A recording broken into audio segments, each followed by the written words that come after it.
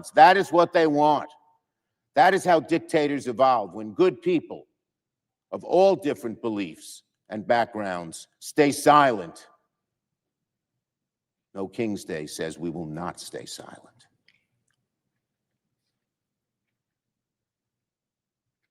Do not, I say to the American people, do not be afraid to exercise your right to free speech. Be proud that you're doing it. Do not be afraid to peacefully protest against Donald Trump's eroding of our democracy, and do not be afraid to show how much you love this beautiful democracy, as the founding fathers called it, God's noble experiment. We have to keep this precious democracy. Now on the young Republicans, another sad chapter in how the Republican Party has devolved over the last few years. It's been 2 days since Politico published a horrifying story revealing thousands of private messages containing racist, sexist, and violent comments from prominent members of the Young Republicans organization. And yet, President Trump and the Republican leadership has remained silent. There's nothing but radio silence from Republican leaders who seem to claim they worry about combating political violent rhetoric. The silence from Republican leaders in the face of Hitler jokes and gas chamber jokes is deafening. Where are they? When they don't like somebody who says something on the left, they're the first to criticize them. Well, this is one of the nastiest, most vicious things that we have ever seen written by young Republicans, no less, and the Republican leadership, including President Trump, is silent. As I said, Republicans never miss a chance to preach about violent rhetoric when it comes from the other side, and of course that should be condemned. But now that it's coming from their own ranks, they're silent. Some Republicans seem to even excuse this vile behavior. This is amazing. The Vice President of the United States, no less, J.D. Vance, dismissed the messages as just a college group chat. Can you imagine if it was a group of people on the left saying some things, if he'd say the same thing? A college group chat? Does J.D. Vance really think glorifying Hitler and gas chambers is just a silly joke? Imagine if it came from the other side. We all know that Vance would be losing his mind right now. He'd be all over Fox News, decrying it. But now, since it's coming from his own ranks, he's just excusing it. Despicable, disgraceful, shameful. No matter if you're a Republican or Democrat in the middle, we all must condemn this nasty behavior and make it clear. This type of vicious rhetoric is unacceptable in America. And finally, on Gateway.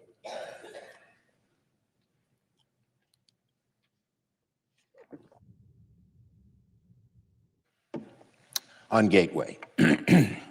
Yesterday, President Trump and his administration terminated funding for Gateway. Gateway is the most important infrastructure project in America, period. It'll keep our economy moving, our region connecting, tens of thousands of union workers on the job. Donald Trump is trying to kill it again in pure spite and with sheer stupidity. It's petty revenge politics. And who gets hurt? It's going to screw over hundreds of thousands of New York and New Jersey commuters, choke off our economy, kill good-paying jobs. It affects New Jersey. More people use it to commute from New Jersey than from New York. What Trump has done on Gateway is vindictive, reckless, and foolish. And if Donald Trump thinks he can use New Yorkers, New Jerseyites, commuters, small businesses, union construction workers, and the first responders as political pawns, it will backfire on him spectacularly. We will fight the president on this in every way to preserve this crucial, vital infrastructure project, crucial and vital to New York, New Jersey, the Northeast economy, and the whole American economy. I yield the floor.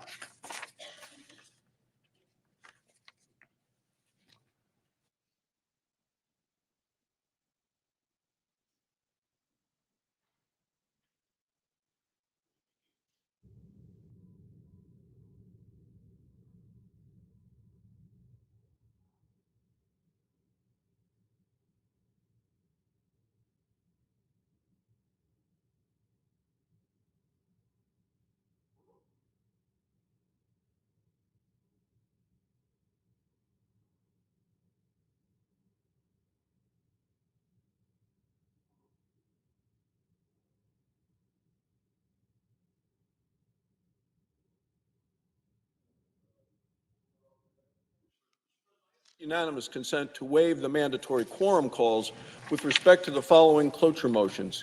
Calendar 168, H.R. 5371, Executive Calendar number 460. Without objection. Thank you, Mr. President.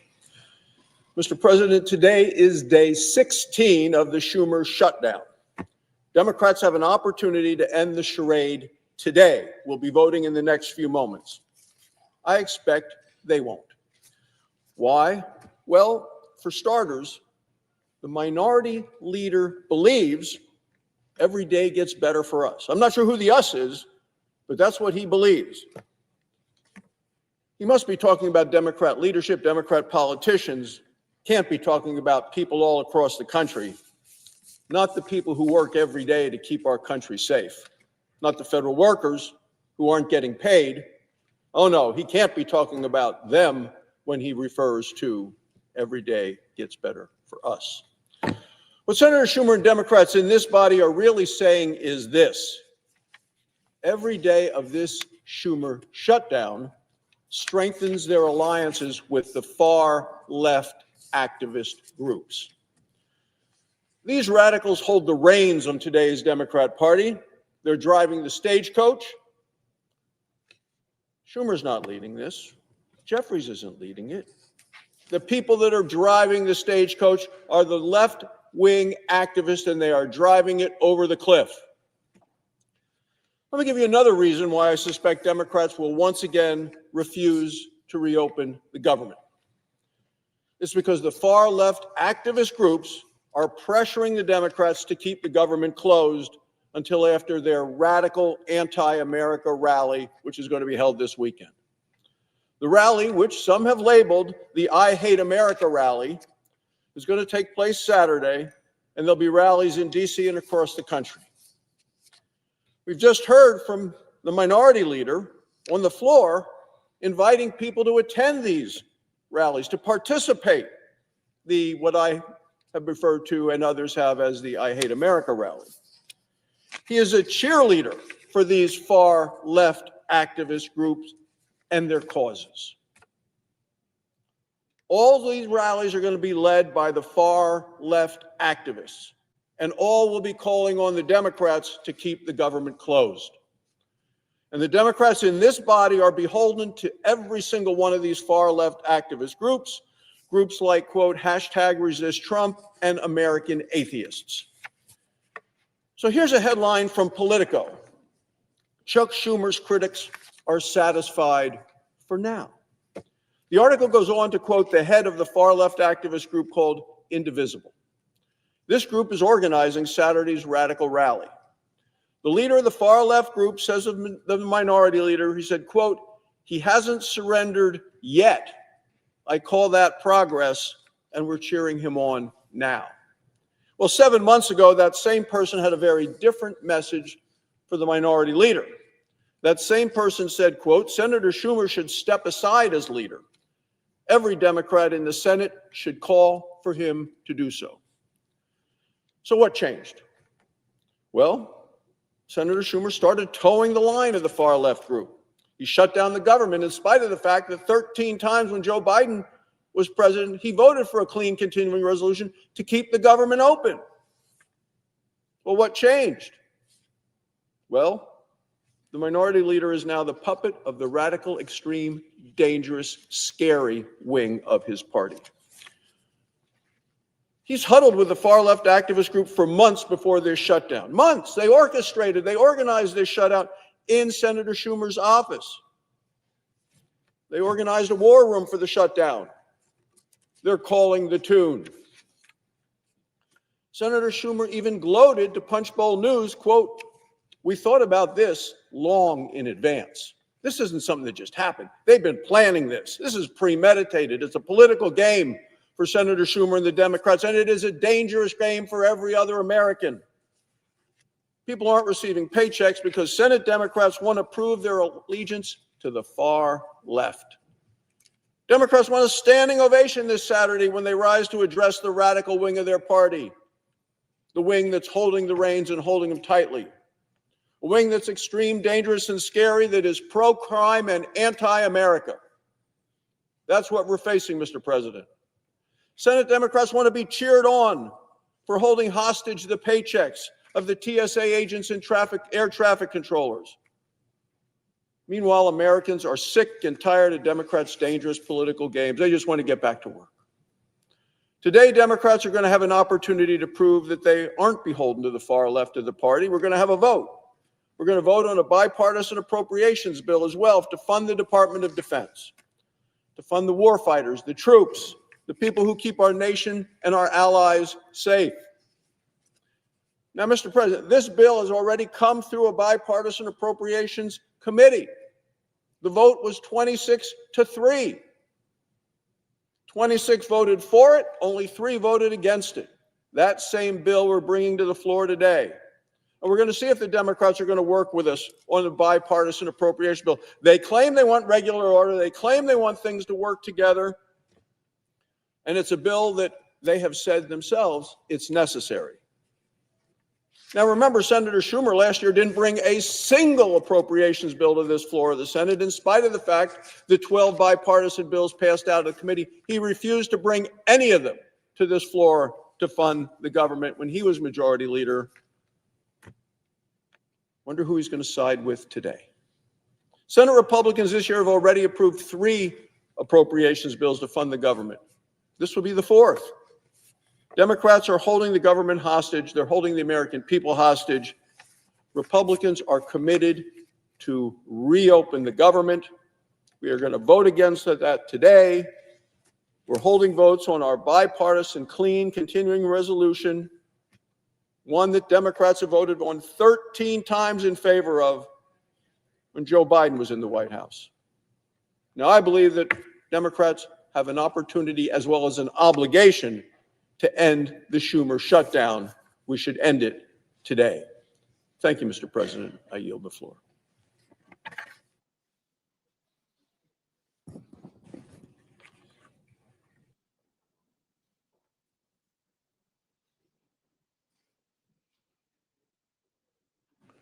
Mr. President. Democrat Whip. Mr. President, last week we learned that Venezuelan opposition leader Maria Corina Machado had won this year's Nobel Peace Prize. This is a photograph of her.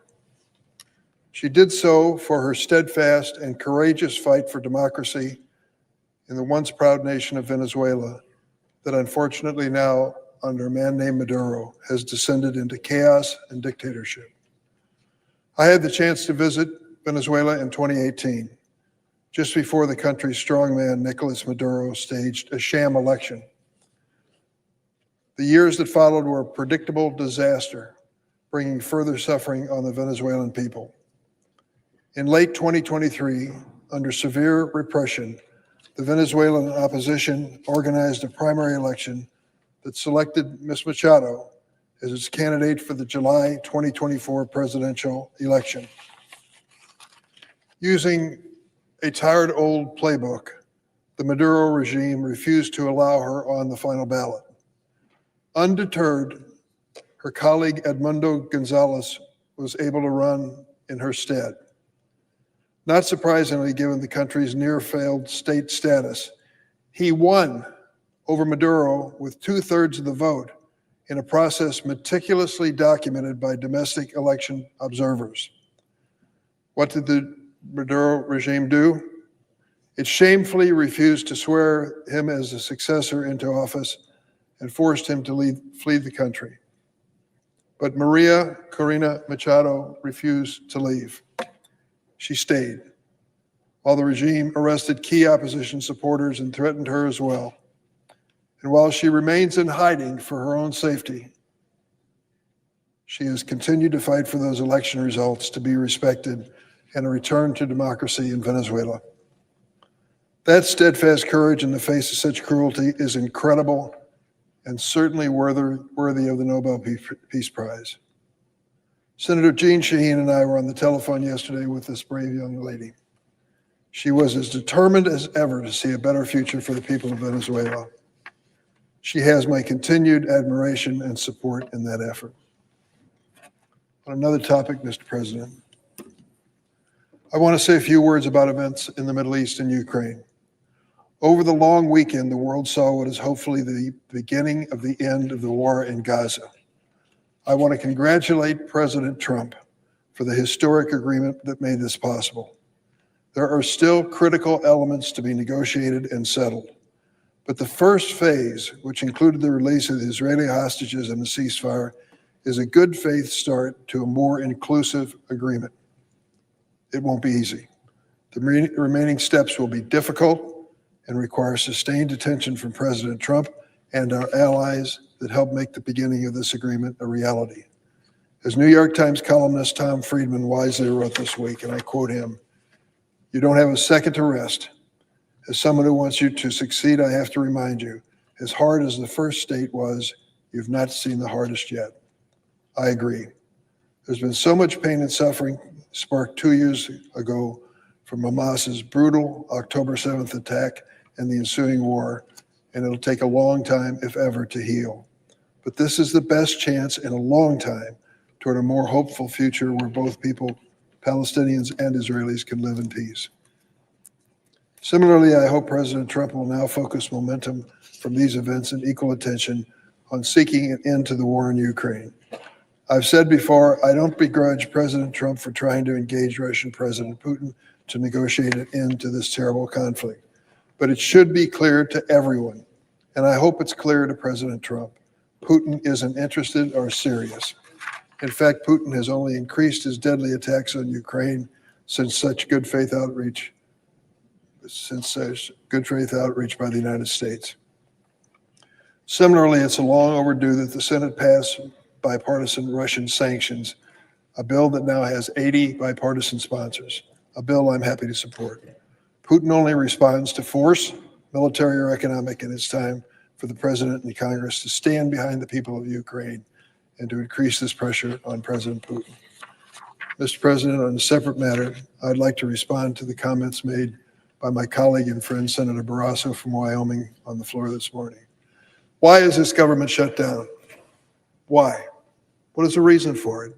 The president's party is in control in the White House, in the House, and in the Senate, and yet we've stopped and the government shut down. Why? Because there's a fundamental issue we're trying to resolve for the good of the American people. And what is it? Well, let me give you an illustration. What if I told you, if you live in Illinois, that October 27th, your health insurance company is going to send you a notice at your home. It's going to announce what's going to happen to your health insurance premiums on your insurance on January the 1st of this coming year. It's also going to tell you, for many people, there's going to be a dramatic increase. Dramatic. 114%. Your premium is going to more than double. Some people will say, that's all right, got plenty of money in the bank, not worried about it a bit. But most people will say, doubled? It's already too high. What am I going to do? How am I going to afford this? What's it going to do to my family budget if I have to pay twice as much January 1st for my health insurance? How did this happen? Who did this? It's called the big, beautiful budget bill of President Trump. That's what did it. There's a tax credit that's available for millions of American families to help them pay for their health insurance premium. The Republicans eliminate it. And when they eliminate it, people are on their own to come up with the money for pay for the health insurance. Is it important? I think it's critical. It's one of the most basic questions you're going to ask when you ask, how's your family doing? Are you doing okay when it comes to health insurance? If you had an unexpected large medical bill, do you have insurance to cover it? Well, for thousands, maybe millions of Americans, the new health insurance plan is going to be too expensive for them to pay the premiums. So what do? Well, you look for a plan that has a lot of money out of pocket expenditures for the people who are covered. It's the skinny policy, only in catastrophes and calamities. And that, unfortunately, is all you have. And in the meantime, you're in a situation where your family tomorrow may face a medical bill which would break the bank. That's what it comes down to. That's what this shutdown is about. We believe the Republicans should help us in helping the families across America. As I said, October 27th is a day of reckoning in Illinois for people who are policyholders there. It's going to happen across the United States. It's a policy they created on the Republican side, and we should work with them to change it. The sooner, the better. I yield the floor. The clerk will report the motion to invoke cloture. Cloture motion. We, the undersigned senators, in accordance with the provisions of Rule 22 of the Standing Rules of the Senate, do hereby move to bring to a close debate on the motion to proceed to calendar number 168, H.R. 5371, an act making continuing appropriations and extensions for fiscal year 2026 and for other purposes, signed by 17 senators. By unanimous consent, the mandatory quorum call has been waived. The question is it the sense of the Senate that debate on the motion to proceed to H.R. 5371, an act making continuing appropriations and extensions for fiscal year 2026 and for other purposes shall be brought to a close? The ayes and nays are mandatory under the rule. The clerk will call the roll. Ms. Alston-Brooks, Ms. Baldwin,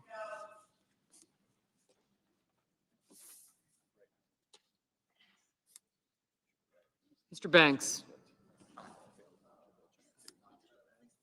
Mr. Barrasso,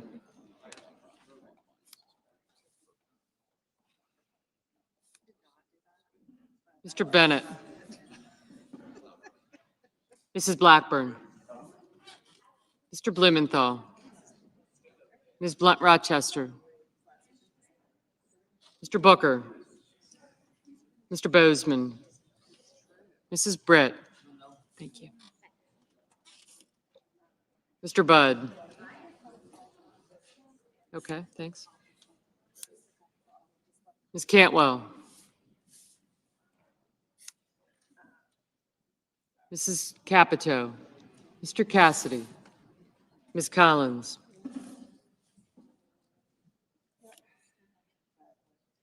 Mr. Coons. Mr. Cornyn.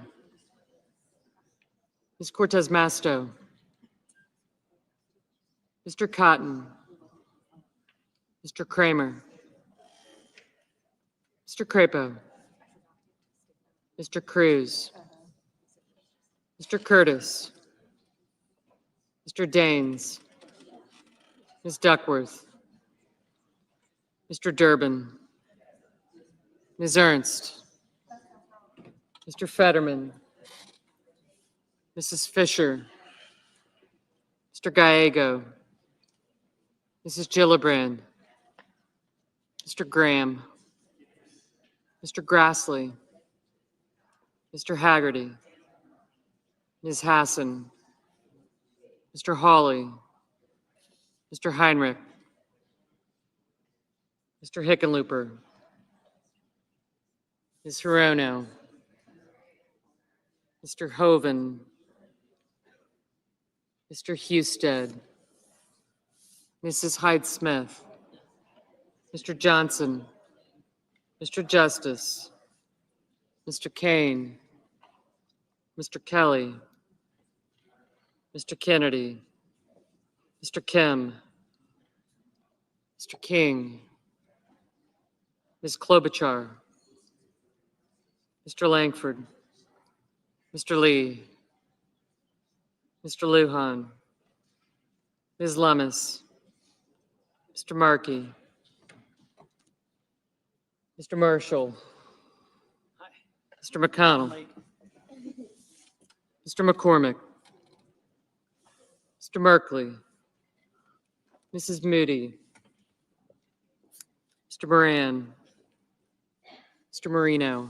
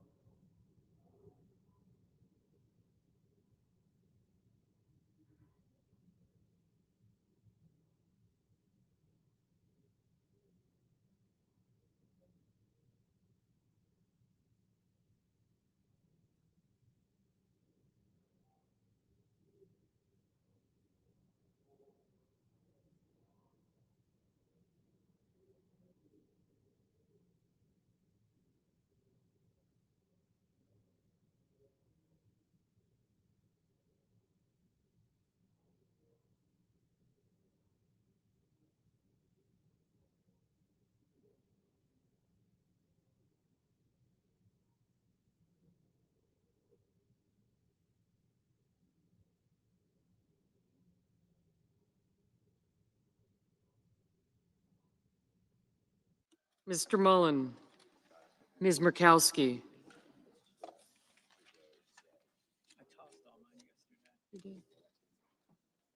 Mr. Murphy, Mrs. Murray,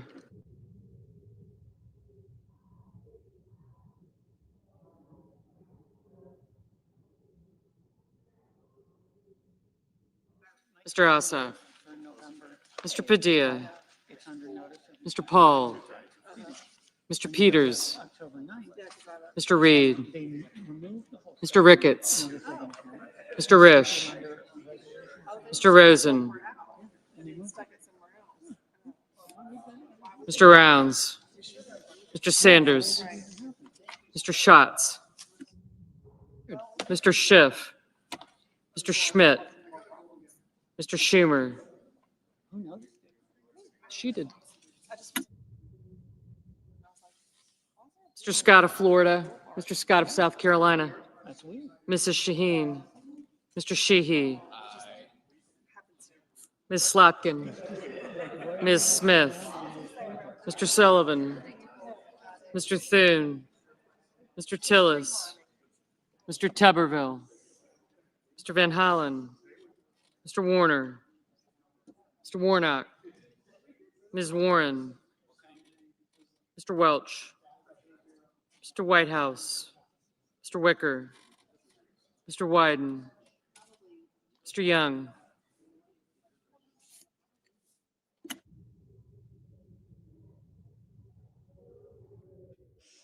Senators voting in the affirmative: Barrasso, Hyde-Smith, Kennedy, Moody, Marino, Sheehy, and Wicker.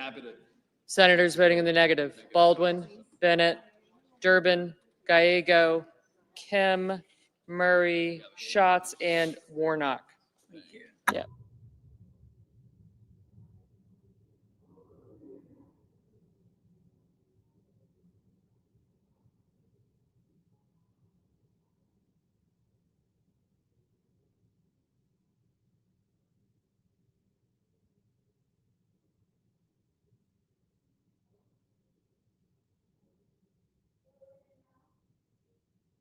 Mrs. Gillibrand.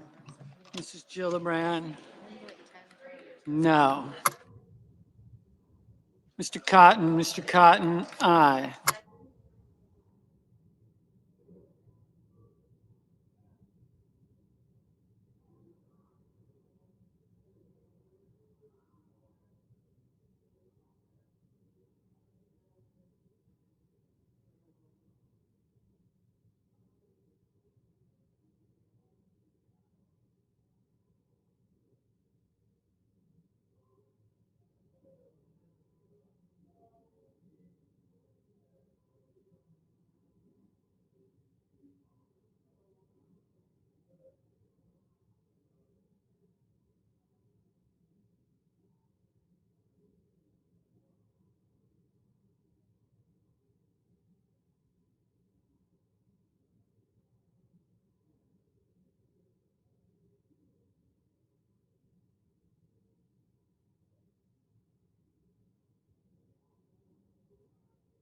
Mr. Crapo, aye. Mr. Scott of Florida, aye.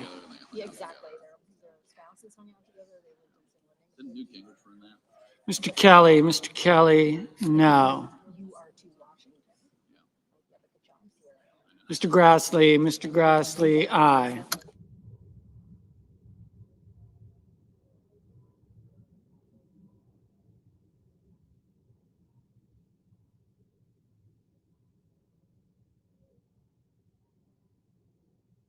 Mr. Husted, aye.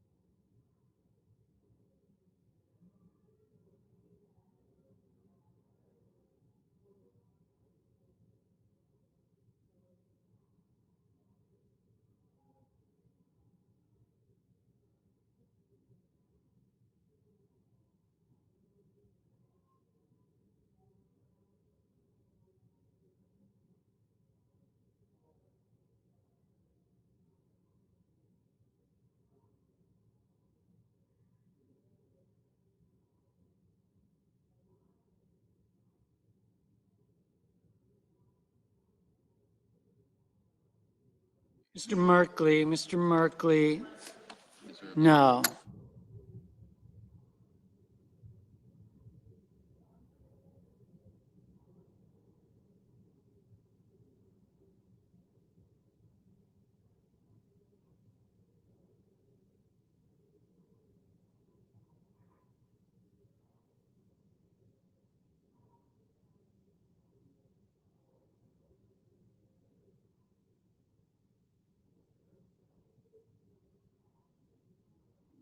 Ms. Smith, no. Mrs. Shaheen, no. Ms. Hassan, no.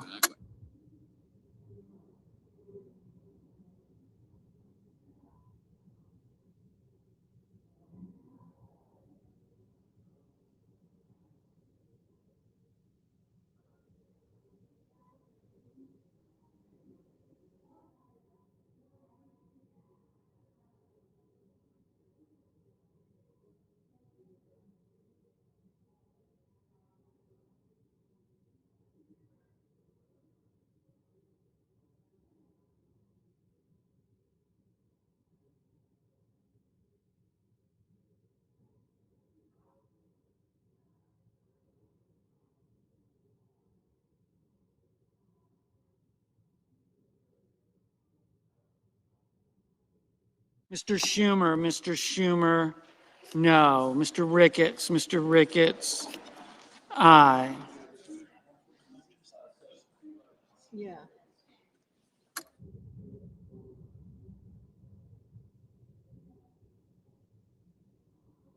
Mr. Padilla, no. Mr. Hickenlooper, no. Ms. Lummis, aye. Mr. Whitehouse, no.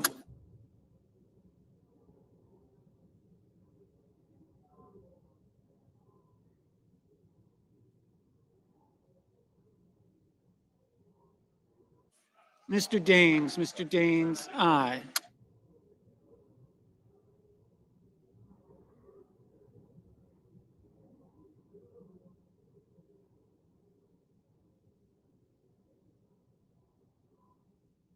Mr. Mullen, aye.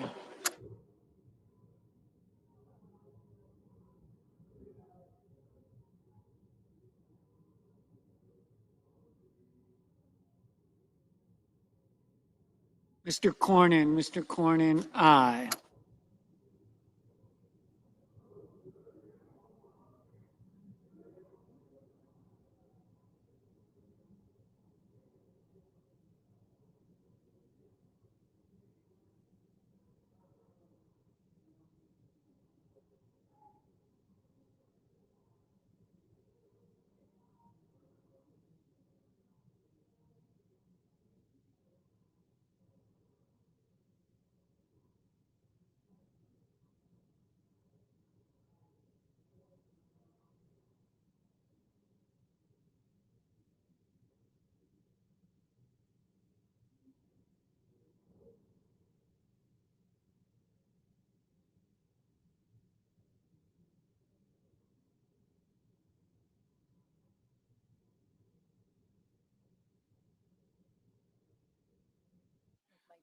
Ms. Warren, no. Mr. Graham, aye.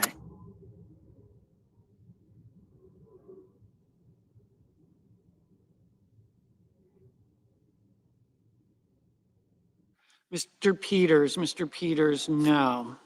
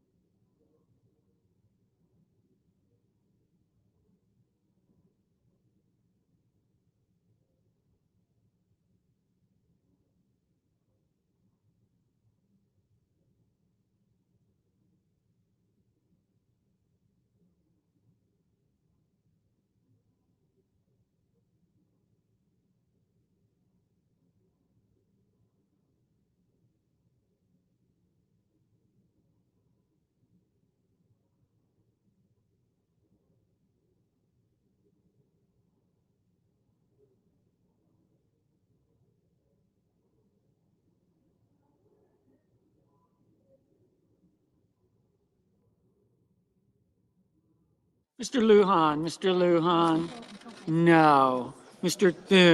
Thune, aye.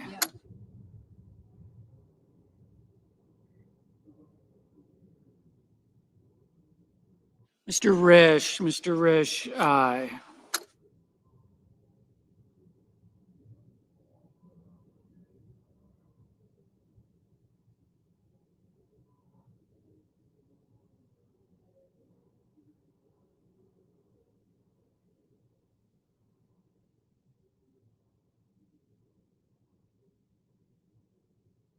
Mr. Lee, aye.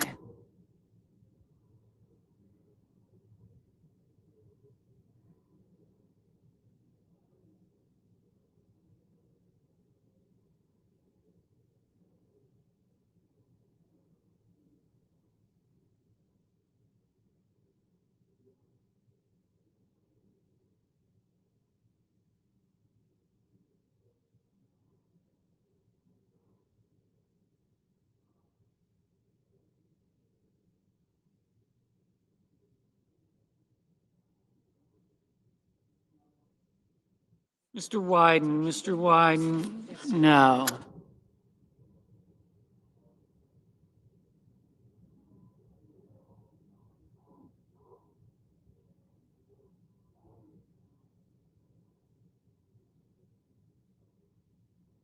Ms. Cantwell, no.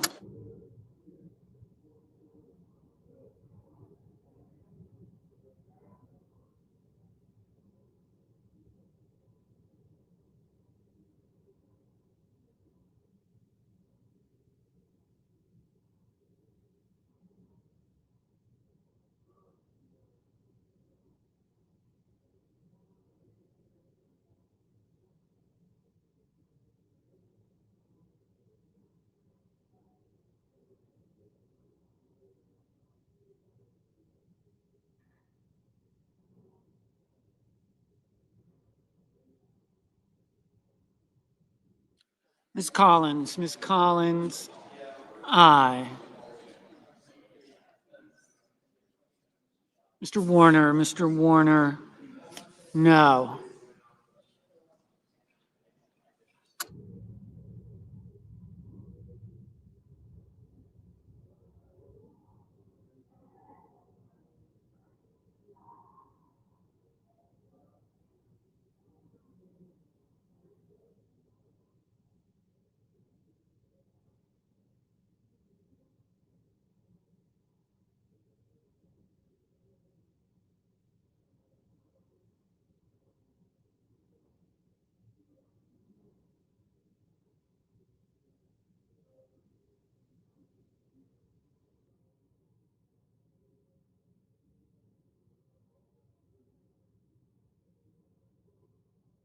Mrs. Capito, aye. Mr. Paul, no.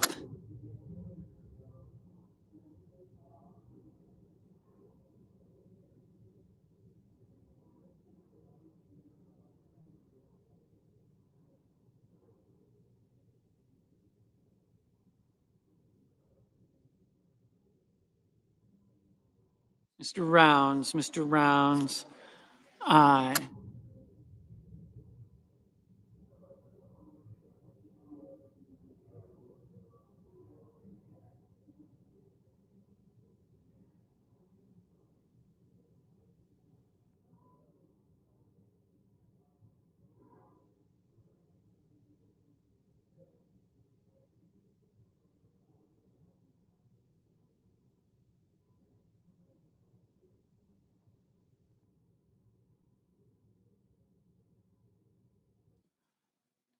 Mr.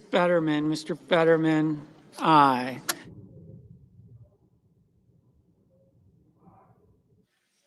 Mr. Langford, aye.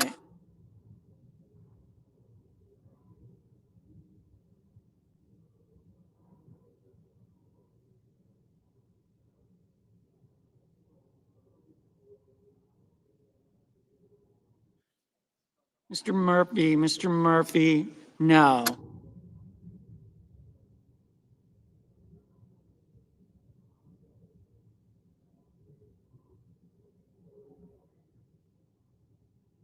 Mr. Reed, no. Mr. Ossoff, no.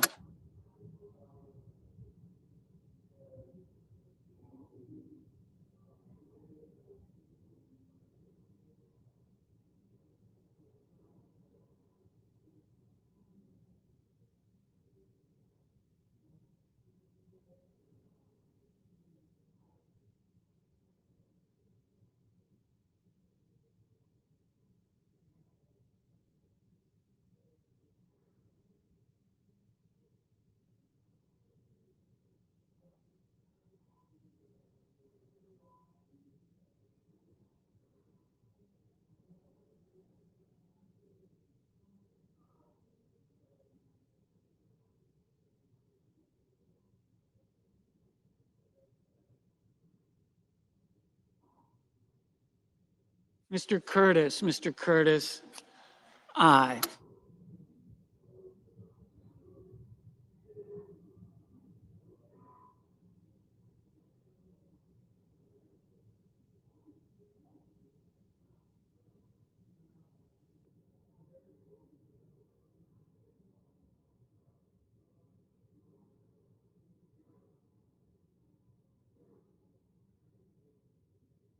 Mr.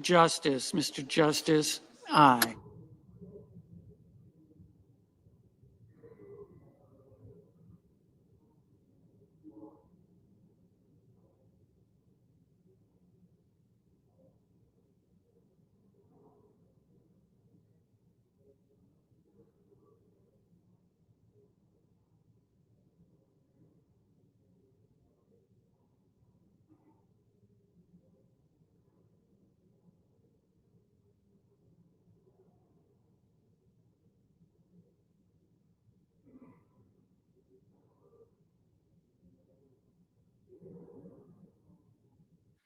Mr. Schmidt, aye.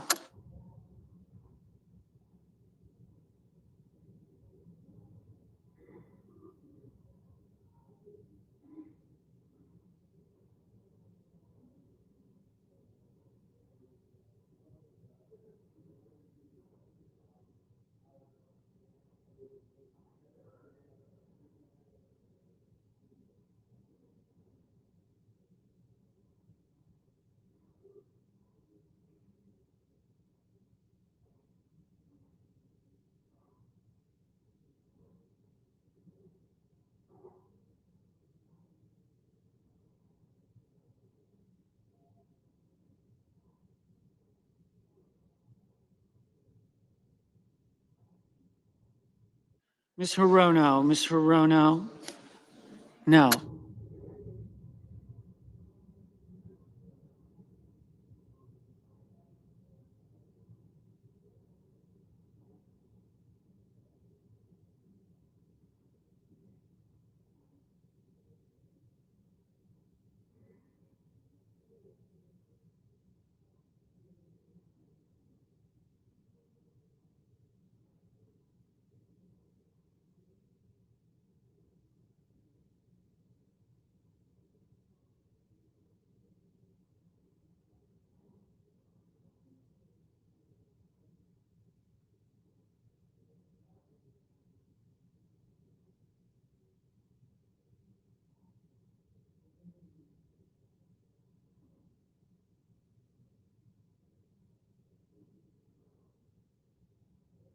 Mr. Kramer, aye.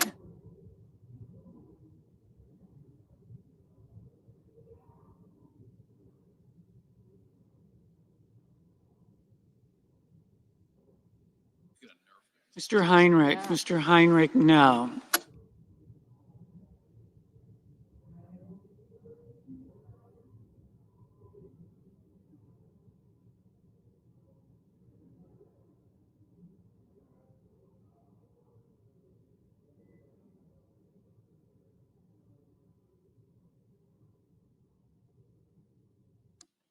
Miss Ernst, aye. Mr. Marshall, aye. Johnny.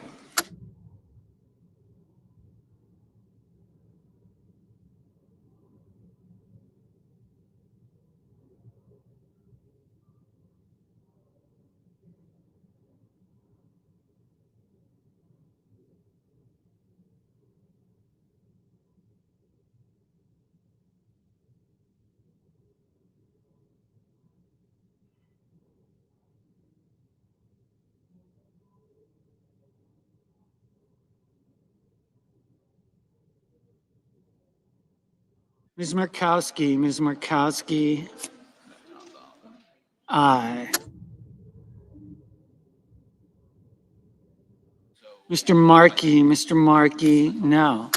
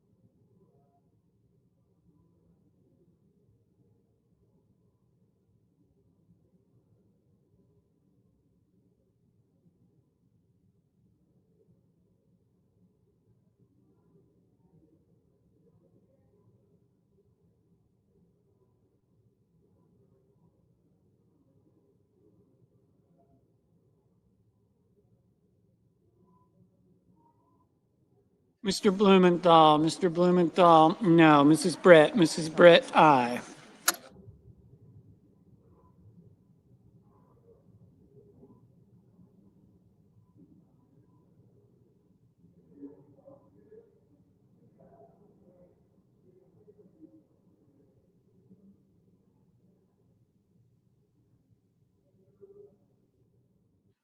Mr. Booker, no. Mr. Coons, no.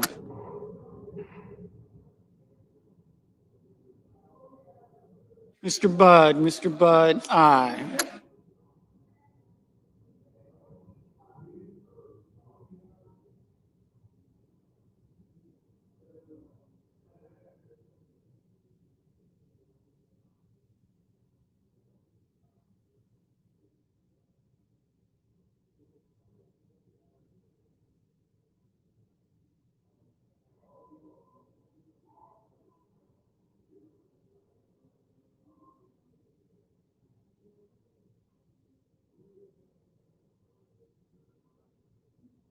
Mr. McCormick, aye.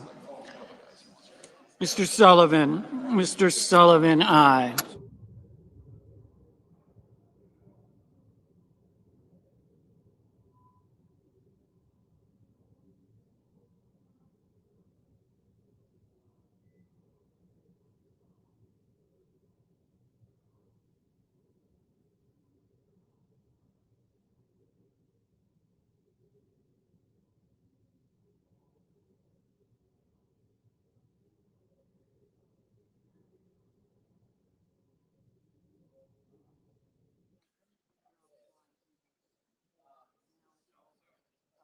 Mr. Scott of South Carolina, aye. Mr. Young, aye.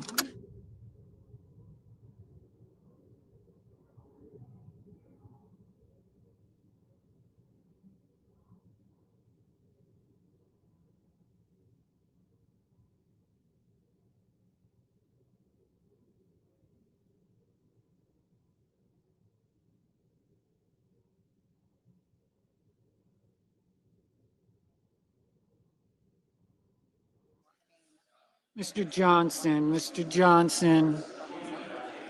aye.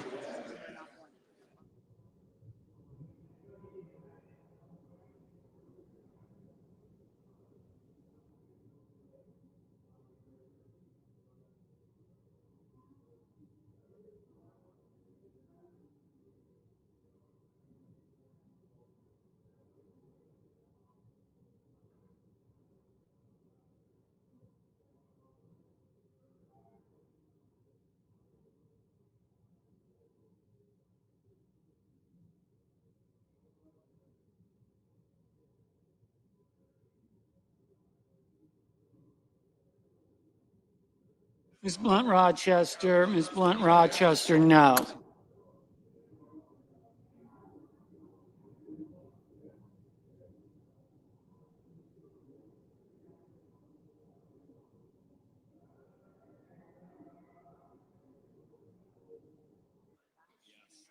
Mrs. Fisher, aye. Ms. Cortez Masto, Ms. Cortez Masto, aye. But I mean, I just think if there's enough trouble brewing. Mr. Haggerty, aye. All right, thanks, Tim.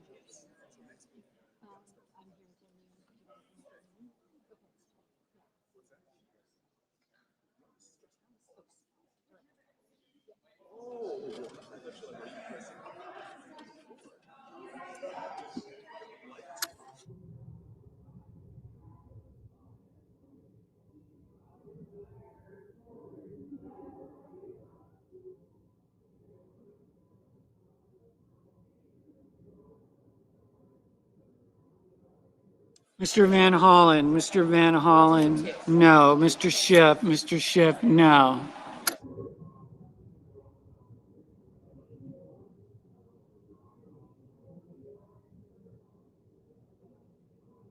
Mr.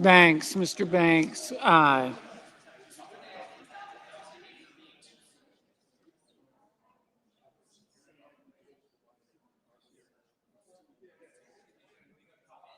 Mr. Sanders, no.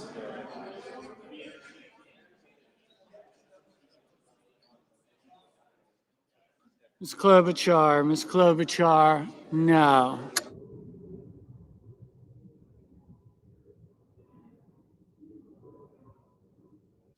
Mr. Welch, no.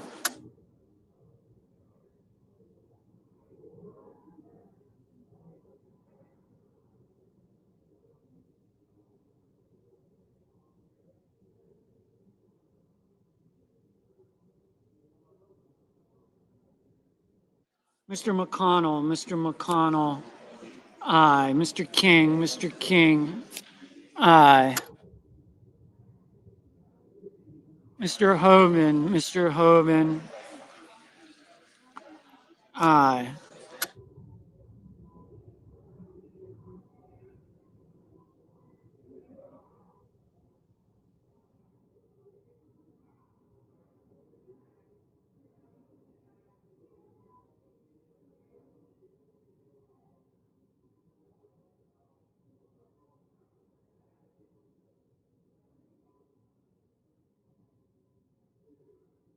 Mr. Bozeman, aye. Mr. Kane, no.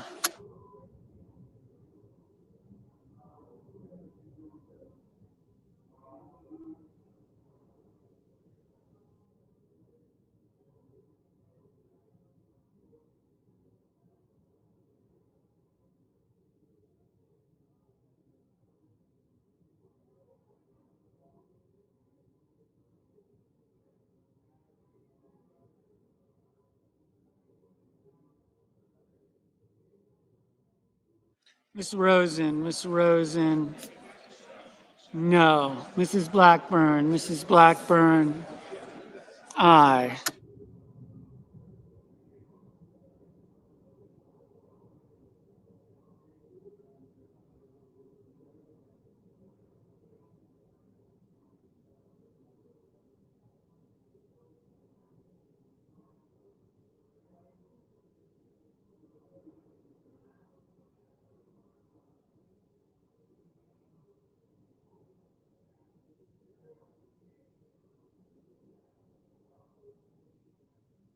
Mr. Moran,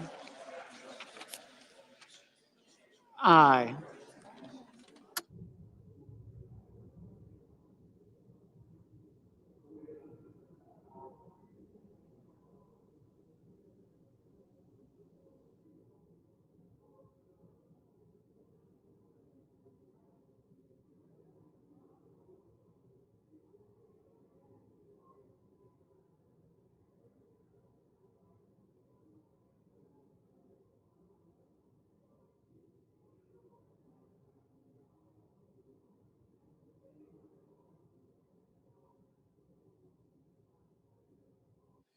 Miss Slotkin, no. Miss Alsobrooks, no.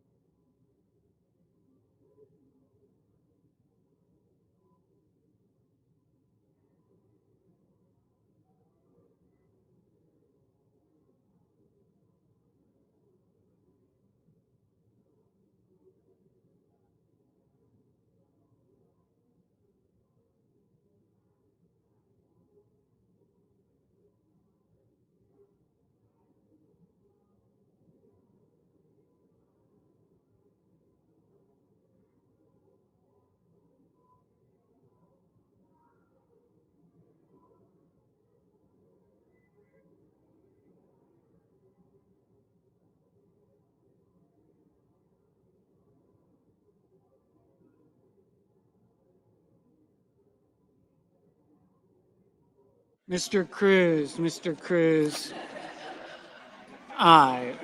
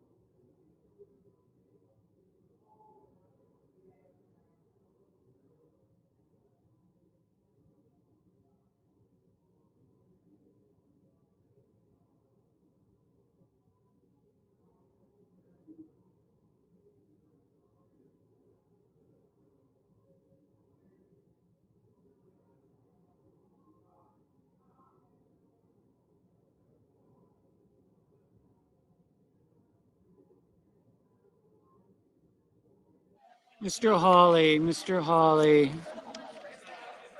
aye.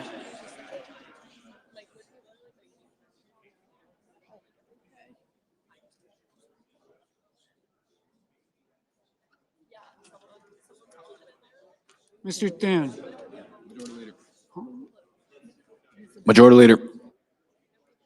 Mr. Thune, no. No, no, nope. Don't do anything. We're gonna vote.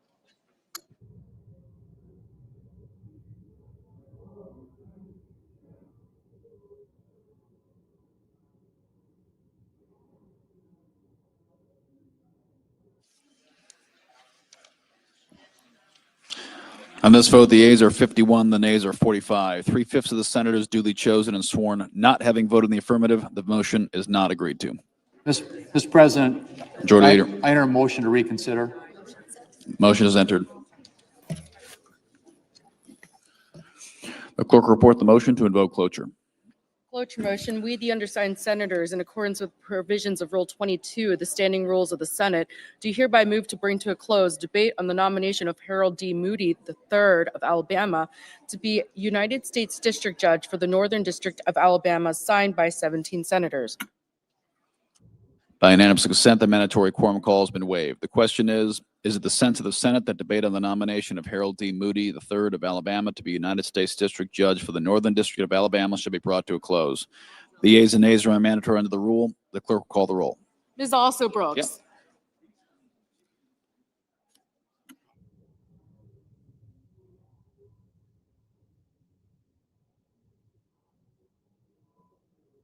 Ms. Baldwin.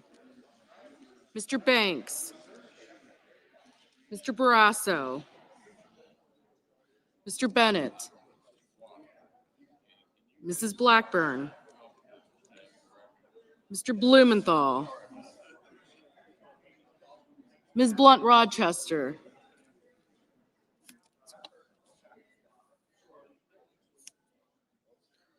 Mr. Booker. Mr. Bozeman. Mrs. Britt.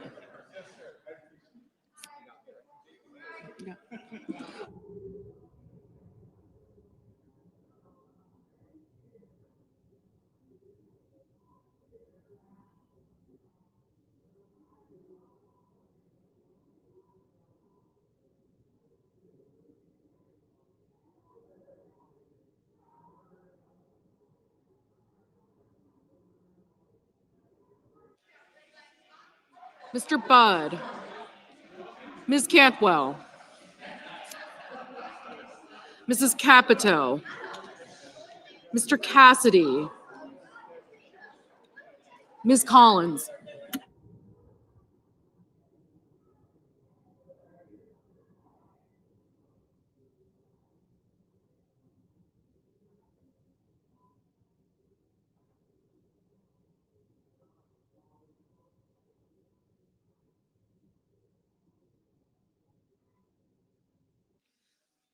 Ms. Collins, Mr. Coons, Mr. Cornyn, Ms. Cortez Masto, Mr. Cotton, Mr. Kramer, Mr. Crapo, Mr. Cruz, Mr. Curtis,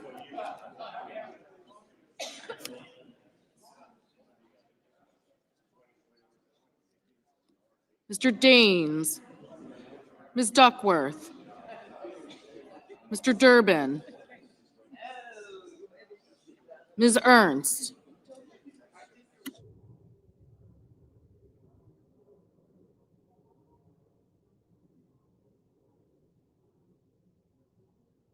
Mr. Fetterman,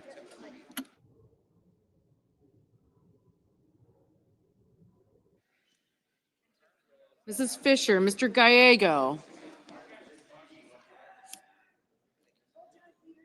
Mrs. Gillibrand, Mr. Graham, Mr. Grassley,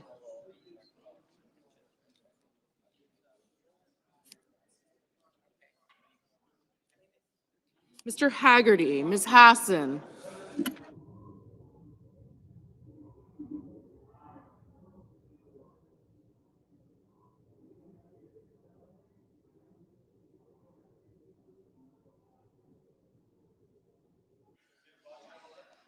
Ms. Hassan, Mr. Hawley,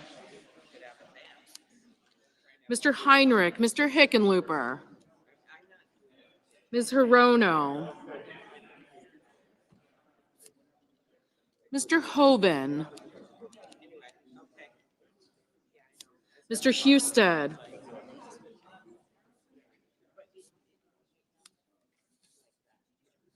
Mrs. Hyde-Smith, Mr. Johnson, Mr. Justice, Mr. Kane, Mr. Kelly, Mr. Kennedy, Mr. Kim,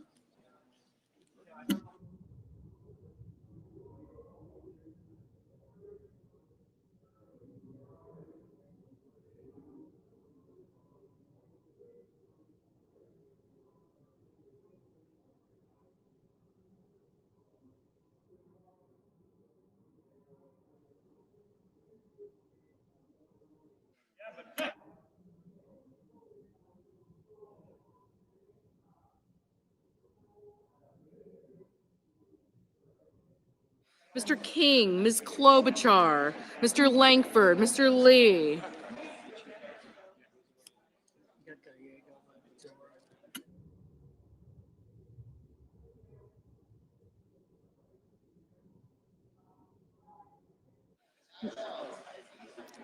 Mr. Lujan, Ms. Lummis, Mr. Markey, Mr. Marshall, Mr. McConnell, Mr. McCormick, Mr. Merkley, Mrs. Moody, Mr. Moran, Mr. Marino,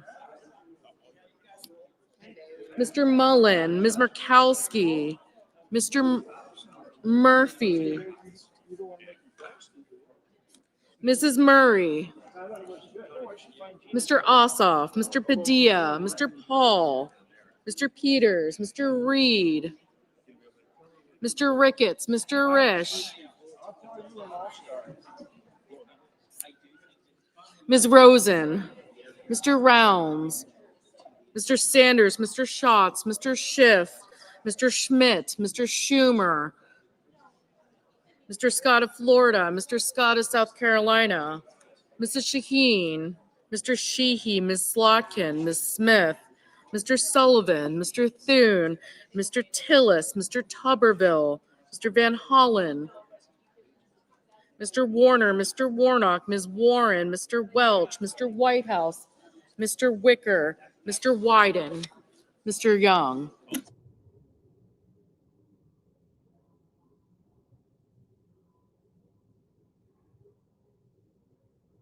Senators voting in the affirmative: Banks, Barrasso, Blackburn, Bozeman, Britt, Budd, Collins, Cornyn, Cruz, Curtis, Durbin, Fisher, Graham, Grassley, Hoven, Johnson, Justice, Kelly, Kennedy, King, Langford, Lummis, Marshall, McConnell, McCormick, Moran, Marino, Paul, Reed, Rounds, Schmidt, Scott of Florida, Sullivan, Thune, and Welch.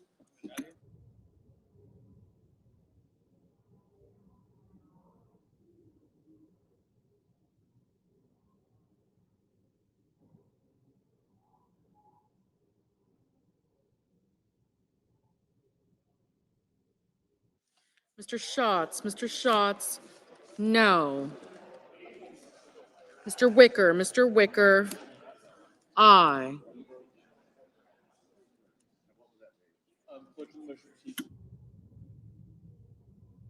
Ms. Rosen, no. Ms. Cortez Masto, no.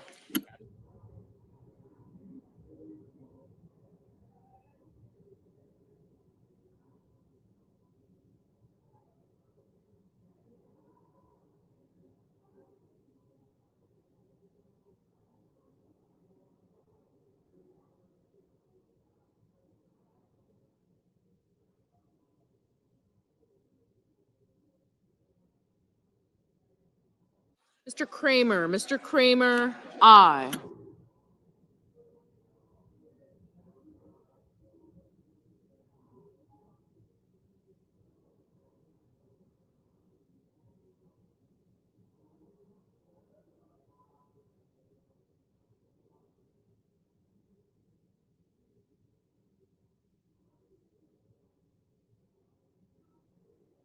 Ms. Hirono, no.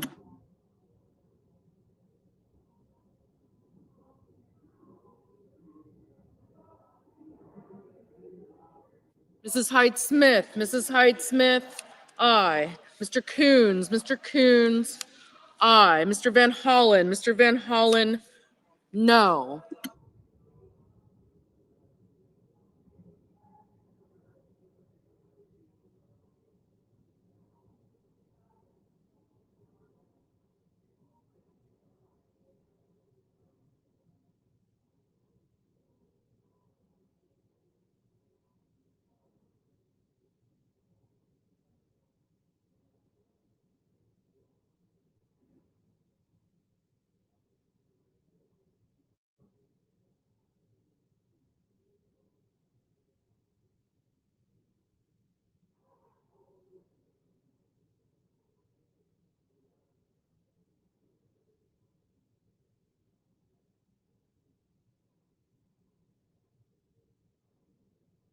Mr. Murphy, Mr. Murphy, no.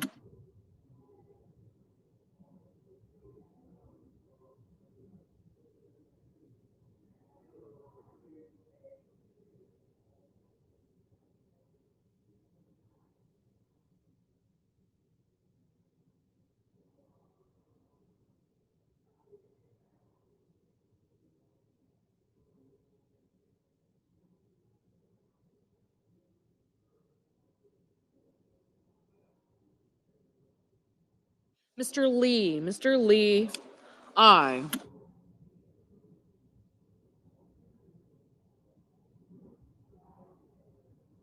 Ms. Slotkin, no. Mr. Wyden, no.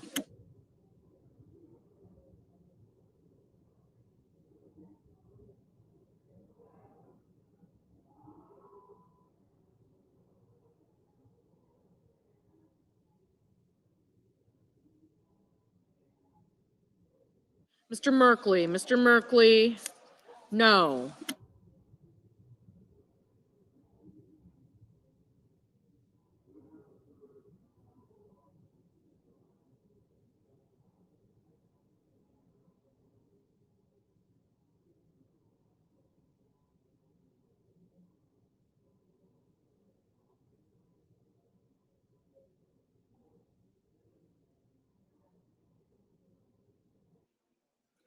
Mr. Markey, no.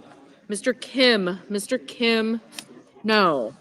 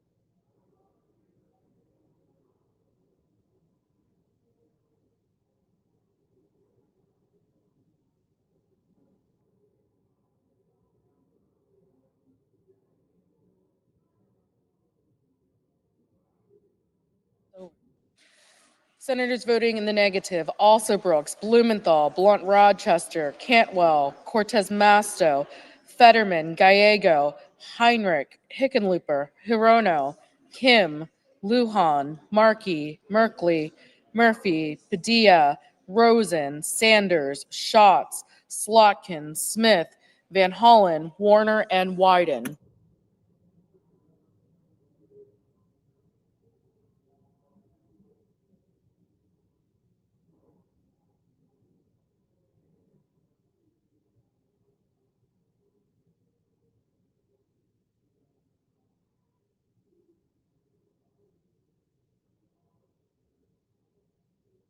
Ms. Klobuchar, aye. Mr. Haggerty, aye.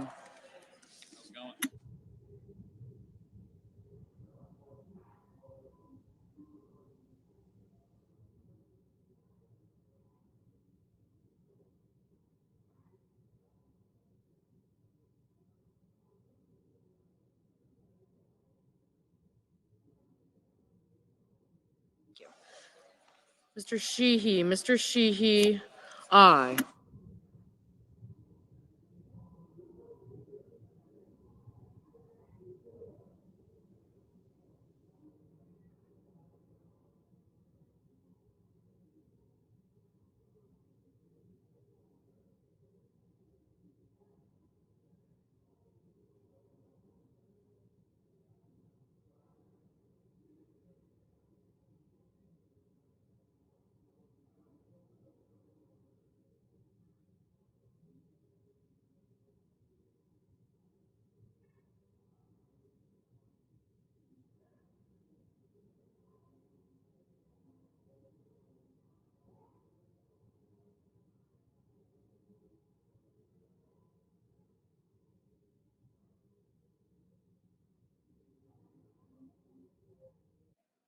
Mr. Young, aye.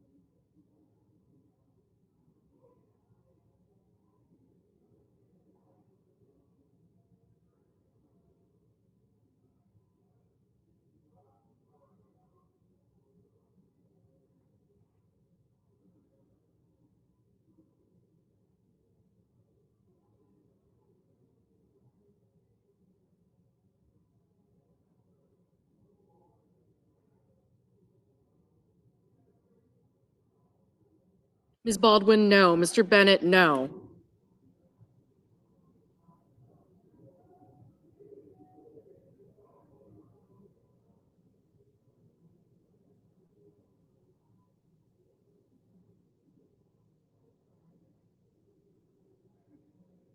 Mr. Booker, no.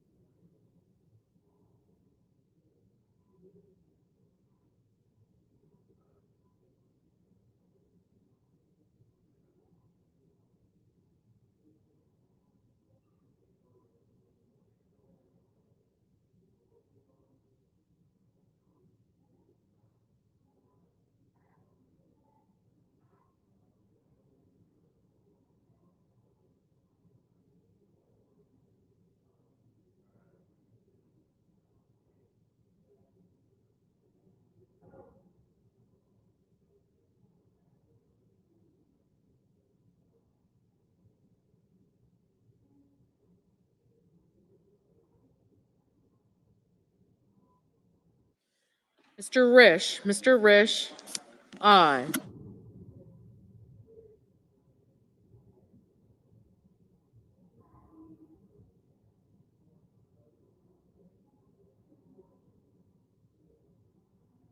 Mr. Peters, no.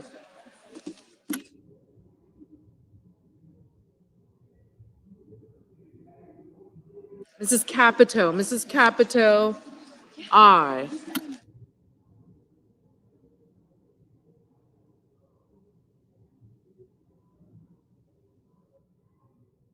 Mrs. Shaheen, aye.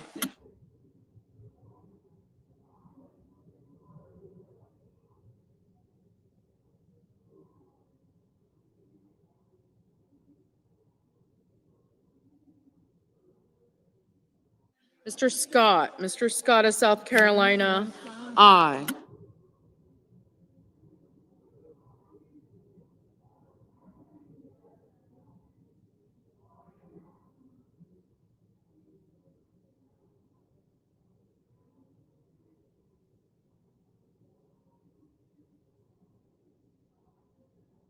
Mr. Hawley, aye.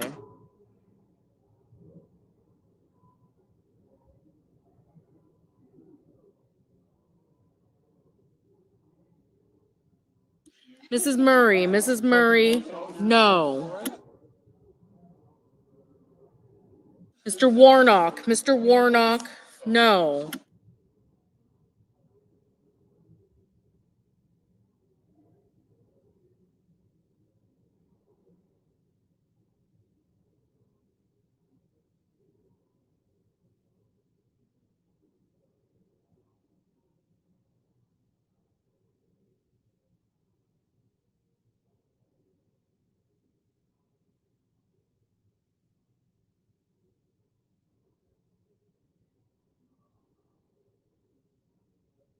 Mrs. Gillibrand, Mrs. Gillibrand, no.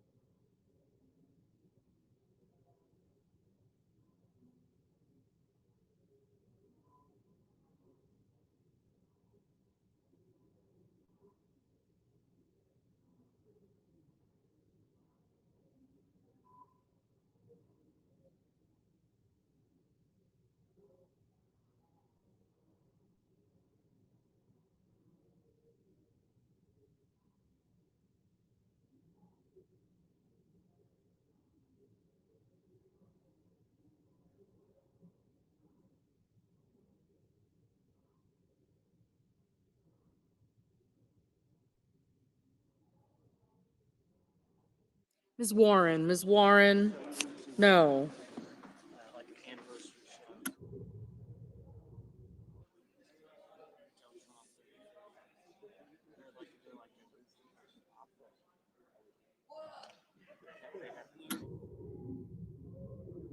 Mr. Mullen, aye. Mr. Ricketts, aye.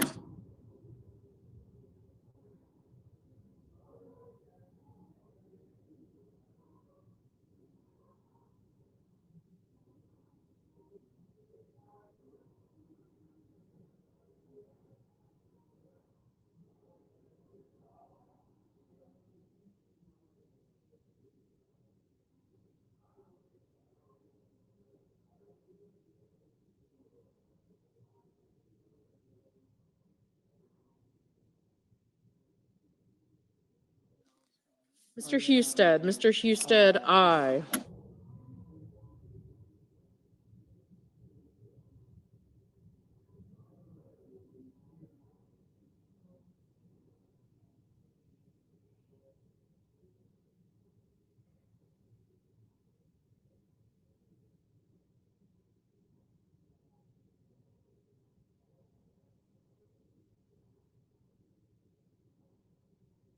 Ms. Ernst, aye.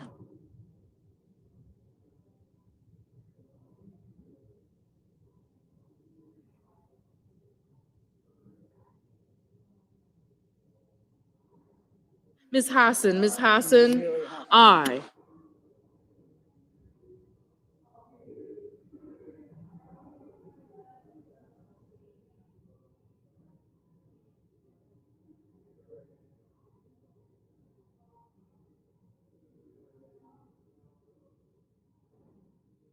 Mr. Schumer, no.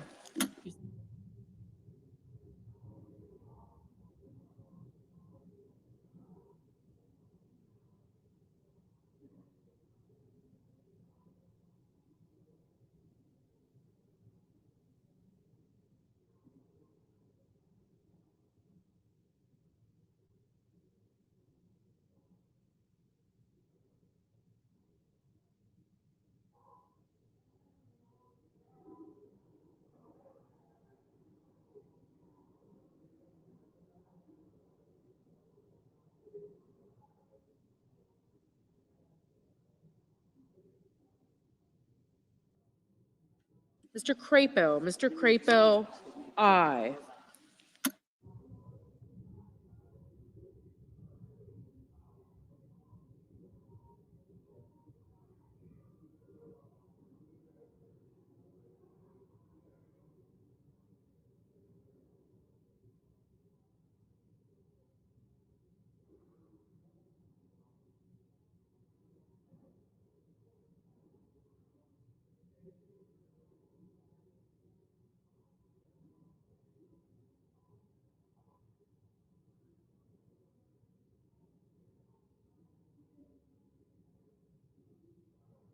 Ms. Murkowski. Ms. Murkowski, aye.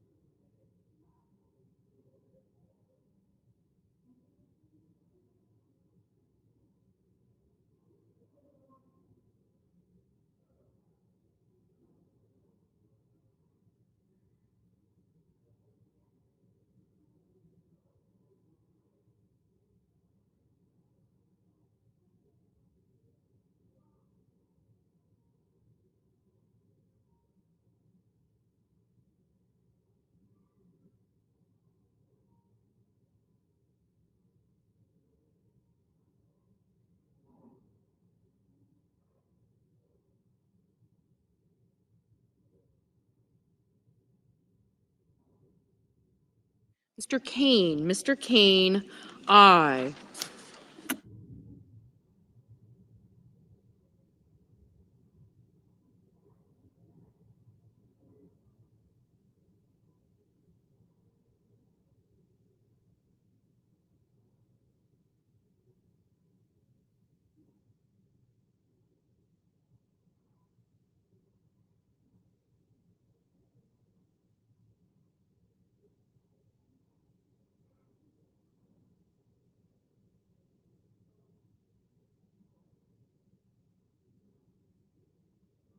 Mr. Ossoff. Mr. Ossoff, no.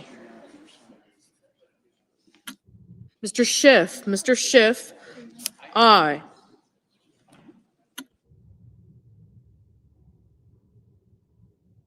Mrs. Moody. Mrs. Moody, aye.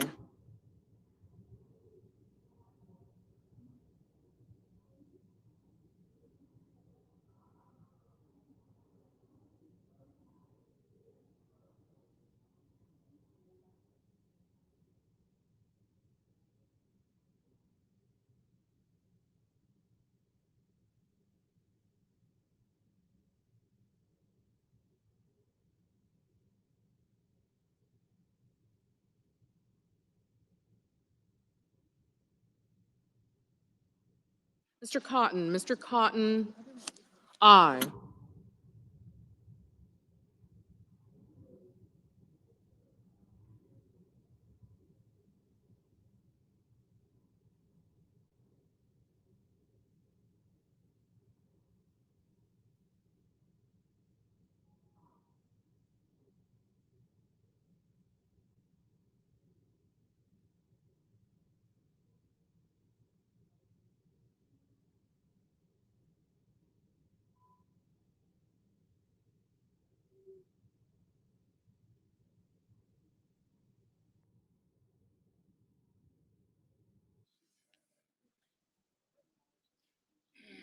Mr. Whitehouse. Mr. Whitehouse, aye.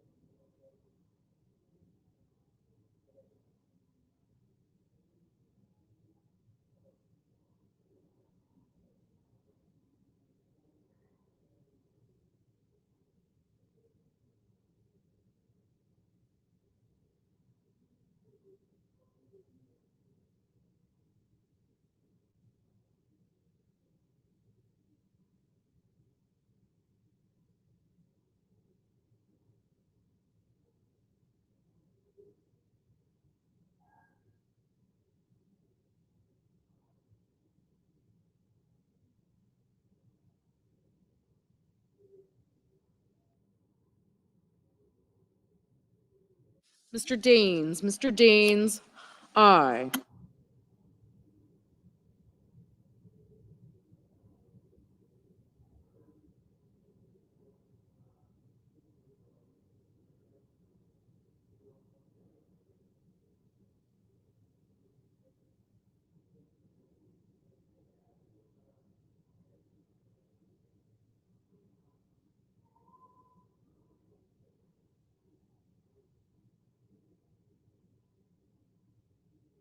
Motion is agreed to. On this vote, the yeas are 62, the nays are 34, and the motion is agreed to. Clerk. Nomination, the Judiciary, Harold D. Moody III of Alabama to be United States District Judge for the Northern District of Alabama.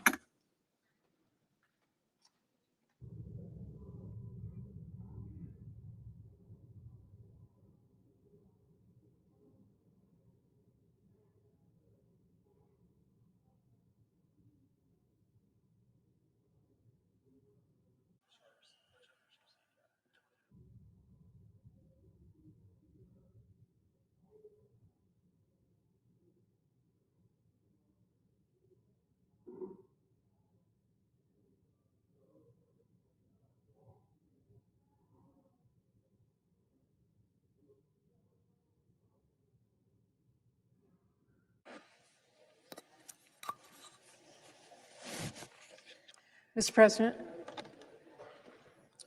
The senator from Washington is recognized. Thank you, Mr. President. Mr. President, while Republican leaders are continuing trying to ignore this healthcare crisis and insisting on shutting down the government rather than even considering talking to us about how we prevent these premiums from doubling across the country, I have been listening to folks back home who are painfully aware healthcare premiums are about to skyrocket and who are deeply concerned about what it is going to mean for their families and for their communities.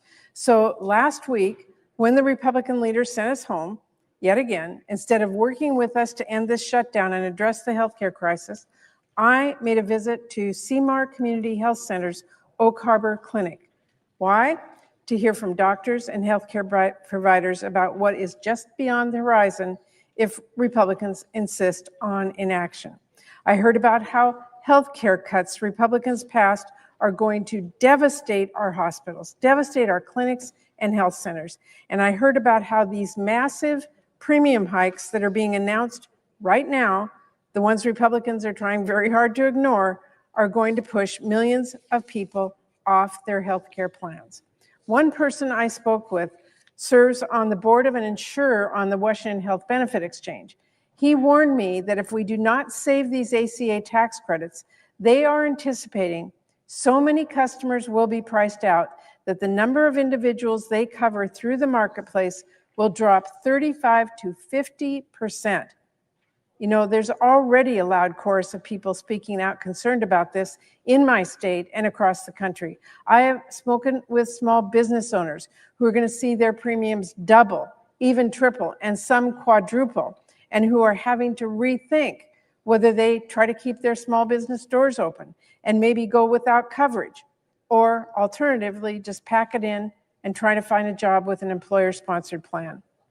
I have spoken with retirees that are not yet old enough for Medicare, who've gotten notice that their monthly premiums are about to go through the roof. In some cases, we are talking about thousands of dollars a month. And here's the thing, not only do I know there are more stories like this across the country, I also know there are going to be many more stories pouring in very shortly. Because the reality is there are rate hikes in the mail right now, going out to people who had no idea about the Republican healthcare crisis and that it was going to hit them in the end. Rates are being set now. People are window shopping in many states and panicking from the sticker shock. In Idaho, open enrollment is now underway. It has started. That means right now, families are seeing the cold, hard numbers and the sharp increase it will cost them to stay covered. And in 2 weeks, that same nightmare is coming to every state in the country. Who do Republicans think they are fooling when they try to just ignore this? What in the world are they talking about when they say deal with it later? These price hikes are about to get locked in. There is no later. We need to act now. There was an earlier, though. Perhaps we should talk about that for a minute, because Democrats have been calling for action on this for months. And where were Republicans? Why wouldn't Republicans sit down with us to talk about health care in September? Why wouldn't they talk about health care in August? Why couldn't they find a single minute to work with us on health care in July or June or even May? After all, they had plenty of time this summer to shovel tax breaks at billionaires and put over $1 trillion in health care funding on the chopping block. They spent months on billionaires, but they can't be bothered when it comes to health care. They can't be bothered to help our working families. They would rather shut down the government than sit down and talk about preventing these premiums from doubling. But Democrats are going to talk about health care, whether Republicans want to or not. House Republicans have been hiding from this issue for a month. I'm not kidding. They have literally been on vacation for nearly a month now. Hiding from this problem will not make it go away. Those rate hikes are in the mail. They are going out to our constituents. Window shopping is going live. Folks can now go online in many states and see the exact cost of Republican inaction. And open enrollment is still marching ahead. It is underway now in Idaho, and in a few weeks, it's going to be across the nation.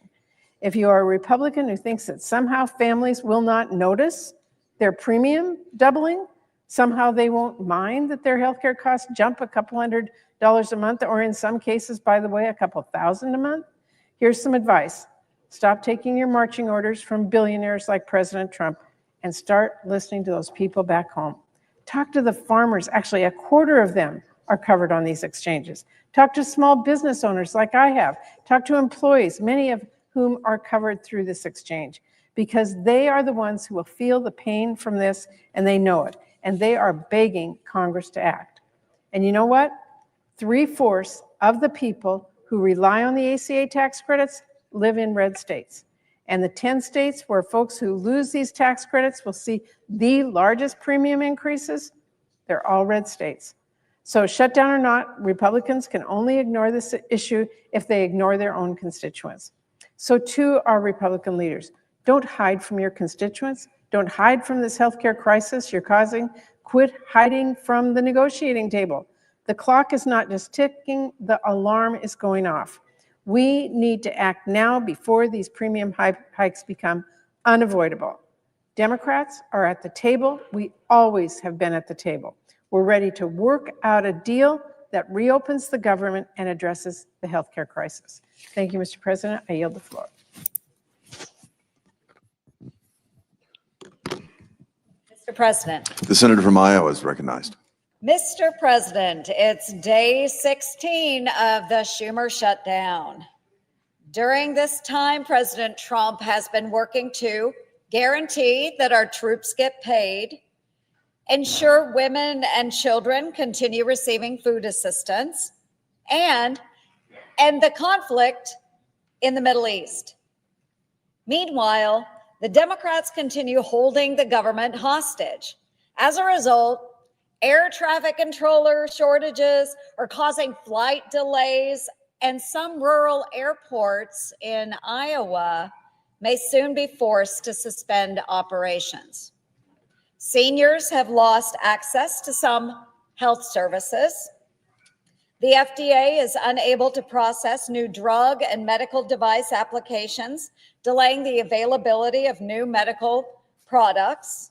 And Senator Schumer is taking pride in his shutdown, claiming, quote, "Every day gets better for us," end quote. Who is this us that it's getting better for? Because I know my folks back home really don't appreciate that attitude. Only a Washington politician would delight in causing such dysfunction.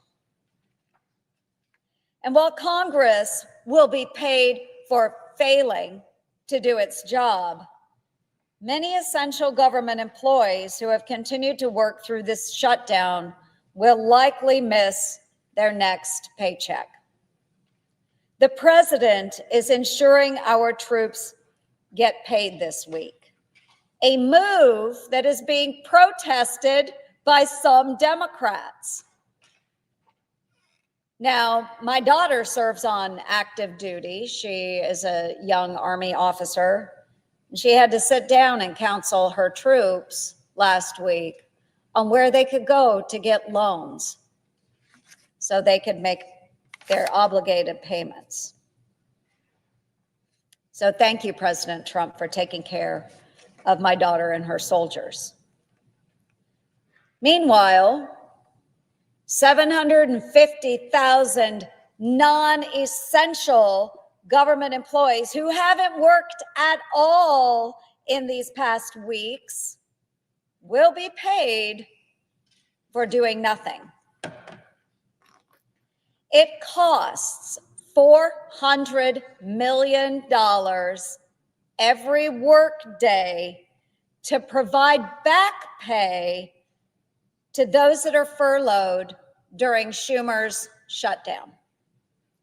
As of today, the price tag to pay non-essential bureaucrats not to work is $4.8 billion.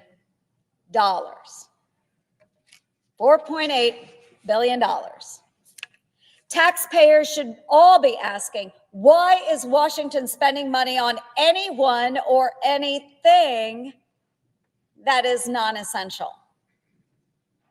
President Trump is permanently eliminating many of these non-essential positions as part of a reduction in force or RIF.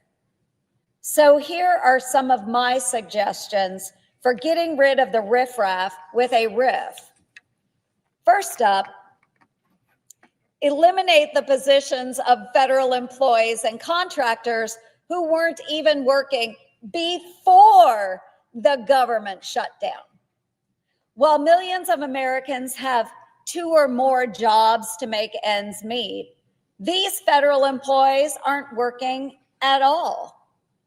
There are dozens of national laboratory employees with nothing to do who spend the workday catnapping or playing cards and games.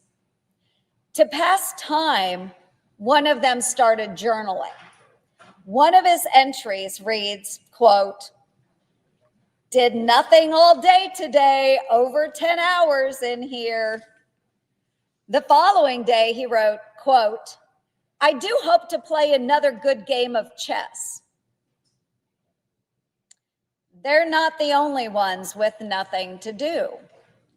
A Department of Energy contractor actually filed a complaint that he was getting paid for work he wasn't doing. So good on him, at least he's honest. For years, he and his coworkers have been spending their time looking for things to do, watching Netflix and taking naps. He says he is, quote, "begging for work," adding, "I can't believe I'm getting paid to do nothing." If federal employees can't even justify their own salary, how can anyone else? I've also uncovered bureaucrats who are holding several different government jobs simultaneously, but aren't doing any of them. For example, a full-time HUD employee was being paid for 2 other full-time, got this, folks? Okay, she was being paid for 2 other full-time government contractor jobs. So that's 3 full-time jobs in total.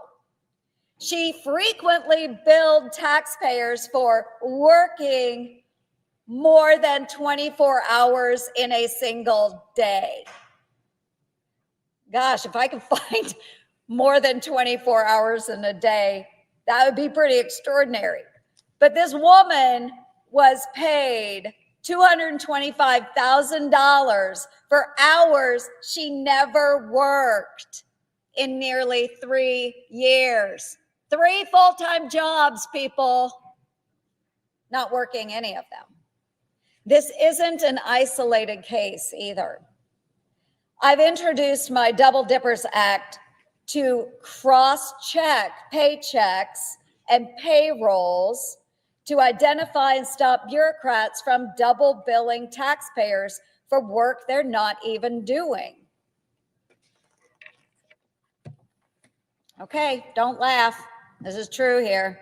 There are plenty of other non-essential jobs that can be eliminated immediately, beginning with the multitude of gimmicky government mascots. I'm not talking about Smokey the Bear, okay? Not talking about Smokey the Bear, but rather the other costume characters you've probably never even heard of, like the National Park Service's Lupe the Ringtail, who is so frightening that Lupe makes children cry. Owlie Skywarn. Oh, I'm sure you've all heard of Owlie Skywarn with the National Weather Service. Another Park Service mascot, Riley the Roadrunner. Puddles the Blue Goose with U.S. Fish and Wildlife Service. And everybody's favorite, Franklin the Fair Market Fox from HUD. I say let's furlough these fur balls forever. Tax dollars should never be spent paying for any of these do-nothing jobs, especially when there are severe staffing shortages for critical jobs like air traffic controllers and VA health care providers. The folks who are working these important jobs are too often overworked, understaffed, and underappreciated. So these folks can go. I commend all of those essential workers who are doing the jobs that we need done on a daily basis. They continue to answer the call of duty during the Schumer shutdown without knowing when they may receive their next paycheck.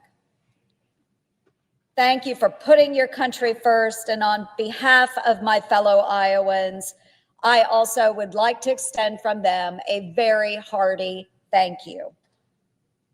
And to those who have been collecting paychecks without even working, even before this shutdown began, all I can really say is thanks for nothing. And with that, Mr. President, I yield the floor.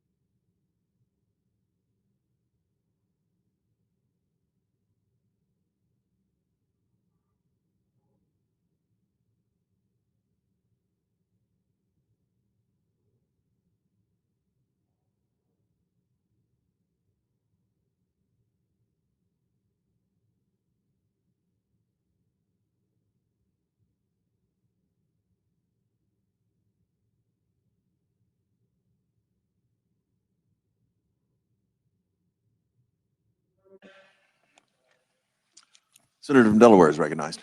Mr. President, are we in a quorum call? We're not. Mr. President, I rise today to address the moment that we are in here in the United States Senate. We are about to proceed to a vote on a motion that the majority leader has laid on the floor. And I am the senior Democrat on the subcommittee of appropriations that writes the bill that funds our national defense. I've worked well and closely with Senator McConnell in this undertaking this year. And I'm about to vote no on proceeding to take up the House defense bill, which may surprise some of my colleagues from both parties or my constituents or folks wondering what the heck is going on here. So I wanted to take a few minutes and speak to this moment, my vote, and hopefully our path forward. Americans care deeply about security, about the security that comes from knowing that you and your family won't suddenly be bankrupted by unexpected health care costs, the loss of health insurance, and the security that comes from knowing that millions of highly skilled, trained, and dedicated American men and women are on the line around the world, shoulder to shoulder with our allies, defending America's security and that of the world. And we need a path towards addressing both. The federal government is currently shut down because we can't come to an agreement here in the Senate with the president, with the House, to deal with the expiring Affordable Care Act tax credits that make it affordable. Letters are about to go out in my home state of Delaware that'll tell folks who get their health insurance through the Affordable Care Act, their rates are going to go up dramatically, in many cases more than 100% because of expiring tax credits. What's that got to do with national defense? Bluntly, the process here in this Senate, the process with our president, the process of spending or not spending appropriated funds has destroyed a lot of the trust that is essential for the Senate as a body to work, for the Congress to legislate, for our federal government to reopen.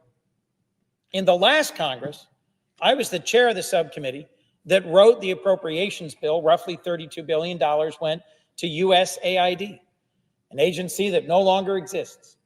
Some of you may remember DOGE, an Elon Musk-led effort to get into and tear up, and in the case of USAID, tear apart our long-standing, decades-old U.S. foreign assistance program. It did a lot more damage than just that. But in many ways, the actions that began in January and picked up speed in the spring caused alarm and concern by many of us in the Senate that we have an OMB director and an administration willing to violate bipartisan agreements from the last Congress, commitments to spend money, contracts and agreements with partners and allies around the world and across many different areas. In fact, just yesterday, a federal district court judge in California ruled that the reductions in force, the layoffs, the RIFs announced by the administration during this current shutdown were illegal because they were targeted and partisan. So many things have happened this year, it's tough to keep track. But the combination of them has led to a reduction in trust between our two caucuses, trust that is essential to our having an understanding and agreement to move forward. Let me be clear about this year's appropriations process. It's positive. From when we started in March, April, to when we concluded on the committee in July and voted out 8 strong bipartisan bills, the Senate appropriations process for at least 8 of the bills, the biggest bills, was constructive, bipartisan. In fact, the bill that I worked on closely with Senator McConnell was voted out of the committee by 26-3. So too were other key bills that deal with housing, that deal with education, that deal with healthcare. They came out of the committee 26-3 and are ready for action on the floor of the Senate, yet we're not proceeding to them today. There's 4 bills remaining in committee unaddressed. The committee should focus on them, take them up, and work them through. There's 3 bills that have already passed the Senate and are all but done being conferenced with the House. What I have heard from my Republican colleagues is that Leader Thune is trying to move ahead with a process that would put the defense bill, the health and education bill, the housing and transportation bill, which we call labor HHS and THUD, very compelling names, I know. But he wants to put together a package of many of these bills. Well, if that's the intention, we needed communication between our leaders and our caucuses. We have had a positive and productive process in Senate appropriations this year. But the leader's motion to go to the House defense bill was not expected, was not discussed, was not clear to my caucus as to what happens next. So it is with some real regret that I will vote no today, but continue to talk with my colleagues about how do we move forward. I want to take a moment and just speak to the defense bill that we worked so hard on and that came out of the committee with such strong bipartisan support. It would provide a better quality of life to the men and women of the American military and their families. It would invest in total $852 billion in our national defense, expanding shipyards, expanding munition production, creating stockpiles of critical weapons that we know we need for the future, investing in cutting-edge technologies, and rejecting some of the Trump budget cuts to aid to Ukraine, to Taiwan, to our Baltic allies, making positive progress in key areas. Our work together on this bill has generally been a positive experience between senators and our staff. Our challenge was the department, was the secretary and his budgeteers, who often appeared at hearings and meetings without their homework done, without the details ready, without a budget ready to go. Some of you may have forgotten this, but a principal focus of the administration and the majority here during this same time was the so-called Big Beautiful Bill, and trying to put $160 billion onto the Defense Department, not through regular order, not through the usual budget processes, but through this one-time infusion of cash. Senator McConnell and I historically haven't agreed on much, but we certainly agreed on this in hearings and speeches. If we're trying to invest in the future of our armed forces, whether it's new planes, new ships, new systems, or new technology, doing it with one-year money is unwise and unsound. We need to get back to regular order. We need to get back to a reliable and predictable appropriation process. And in order to do that, we need bipartisan agreement that rejects severe cuts, that restores funding for programs like the NIH and CDC, which is done in the bipartisan Labor H bill, the cuts to WIC and rural housing, which is done in the Ag bill, and we need to move these bills forward. The way we move these bills forward is by linking arms and making it clear. We reject rescissions. We want to appropriate beyond just defense. We want a broader package, and to have clarity from our president, the House, and the Senate about how we address the imminent health security crisis that confronts millions of Americans and for today and tomorrow keeps our government shut down. Americans, Mr. President, care about security. We care about security for our families from healthcare costs, and we care about security for our nation from the threats that are greater than at any time in my adult life. Let's find a path towards working together to address them. Thank you. And with that, I yield the floor.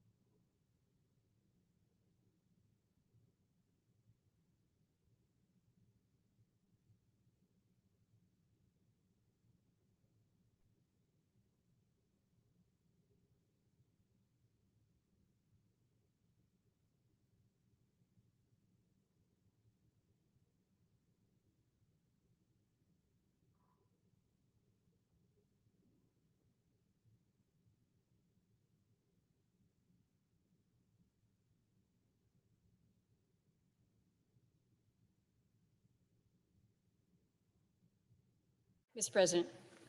Senator from Alaska is recognized. Mr. President, I came in at the tail end of the comments from my colleague and my friend from Delaware, and he has underscored some points that I think are important to remind us here in the Senate, but also people who are watching as we are in day 16 of a government shutdown. There's no great secret as to how we get the government fully functioning again. It is going to come about through cooperation. It is going to come about through good faith efforts by good folks who are intentioned to address the matters in front of us. We deal with politics. This is a political world. But I can tell you that so many of the people that I'm talking to don't really care about the politics of our situation. They don't care if the Democrats are winning or the Republicans are winning. They feel like as Americans, they're the ones that are being caught in this backwash. They don't understand why their flight was delayed or canceled this morning. They don't understand why the individual that they're trying to get through to at an agency is not picking up the phone, or they get a message saying that that this office is going to be closed until the government is reopened. What they care about is that we figure it out, And that requires communication. It requires talking with one another. And that's why I appreciate much of what my colleague has shared to this. Because as we are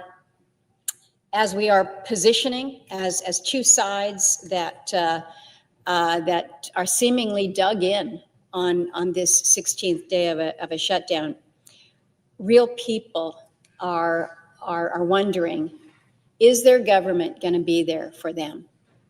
Mr. President, I didn't come to the floor this afternoon with a focus necessarily on the shutdown.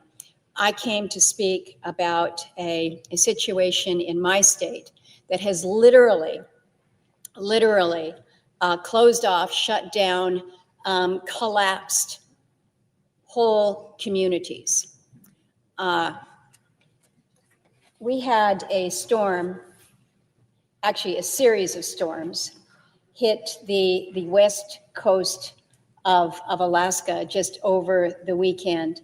In this smaller inset here, you've got the state of Alaska, but this square panel is where the extent of the damage is. But this was a 1,000-mile storm going from the north up in Kotzebue all the way down into the Bristol Bay region, with the bulk of the damage on these small native communities that are focused on the coasts and up going into the Kuskokwim River. But it has been a disaster of major proportions. As we speak, we have communities that are being evacuated.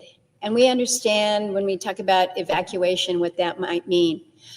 But people in these villages, in the villages of Kipnuk and Kwigillingok, are being told that you are everyone from your village is being evacuated. And it doesn't mean that you go to a town that's a few miles down the road to get to safety. It means that you are airlifted 500 miles to Anchorage or possibly closer to Bethel. But before I detail some of that, I think it's important to recognize that what we had happening over the weekend, while this massive storm, a storm that was bringing winds in excess of 100 miles an hour, flood surges that were pummeling the coast with inundation levels like we have never seen before. We heard, saw, read the stories of people who were trapped in their homes at night when the home was literally lifted off of its foundation and carried away in the current with families inside. One detail of a father and 4 children who woke his children up to say, we all need to go into one corner of the house in case the house tips. But to hear the fear, really the terror of being trapped in your own home as it is moving out into the ocean current. The U.S. Coast Guard, the Alaska National Guard were on deck, as they always are, saving lives. The U.S. Coast Guard rescued and saved 34 people. The Alaska Air Guard saved 8. The Alaska Air National Guard saved 9. Unfortunately, we did have one individual who is confirmed dead and 2 others that are believed and feared deceased as well, with 1 yet unaccounted for. But sharing the pictures of the extent of the damage, it's amazing that more did not lose their lives. This is a picture of the village of Kipnuk with the inundation. Here's the airport here, the airstrip, and the community literally entirely beneath the water. In this, you can see a little more clearly how the floodwaters have come throughout the entire village. Again, you see boats that are upended, roofs that are ripped off of homes. The destruction is just violent.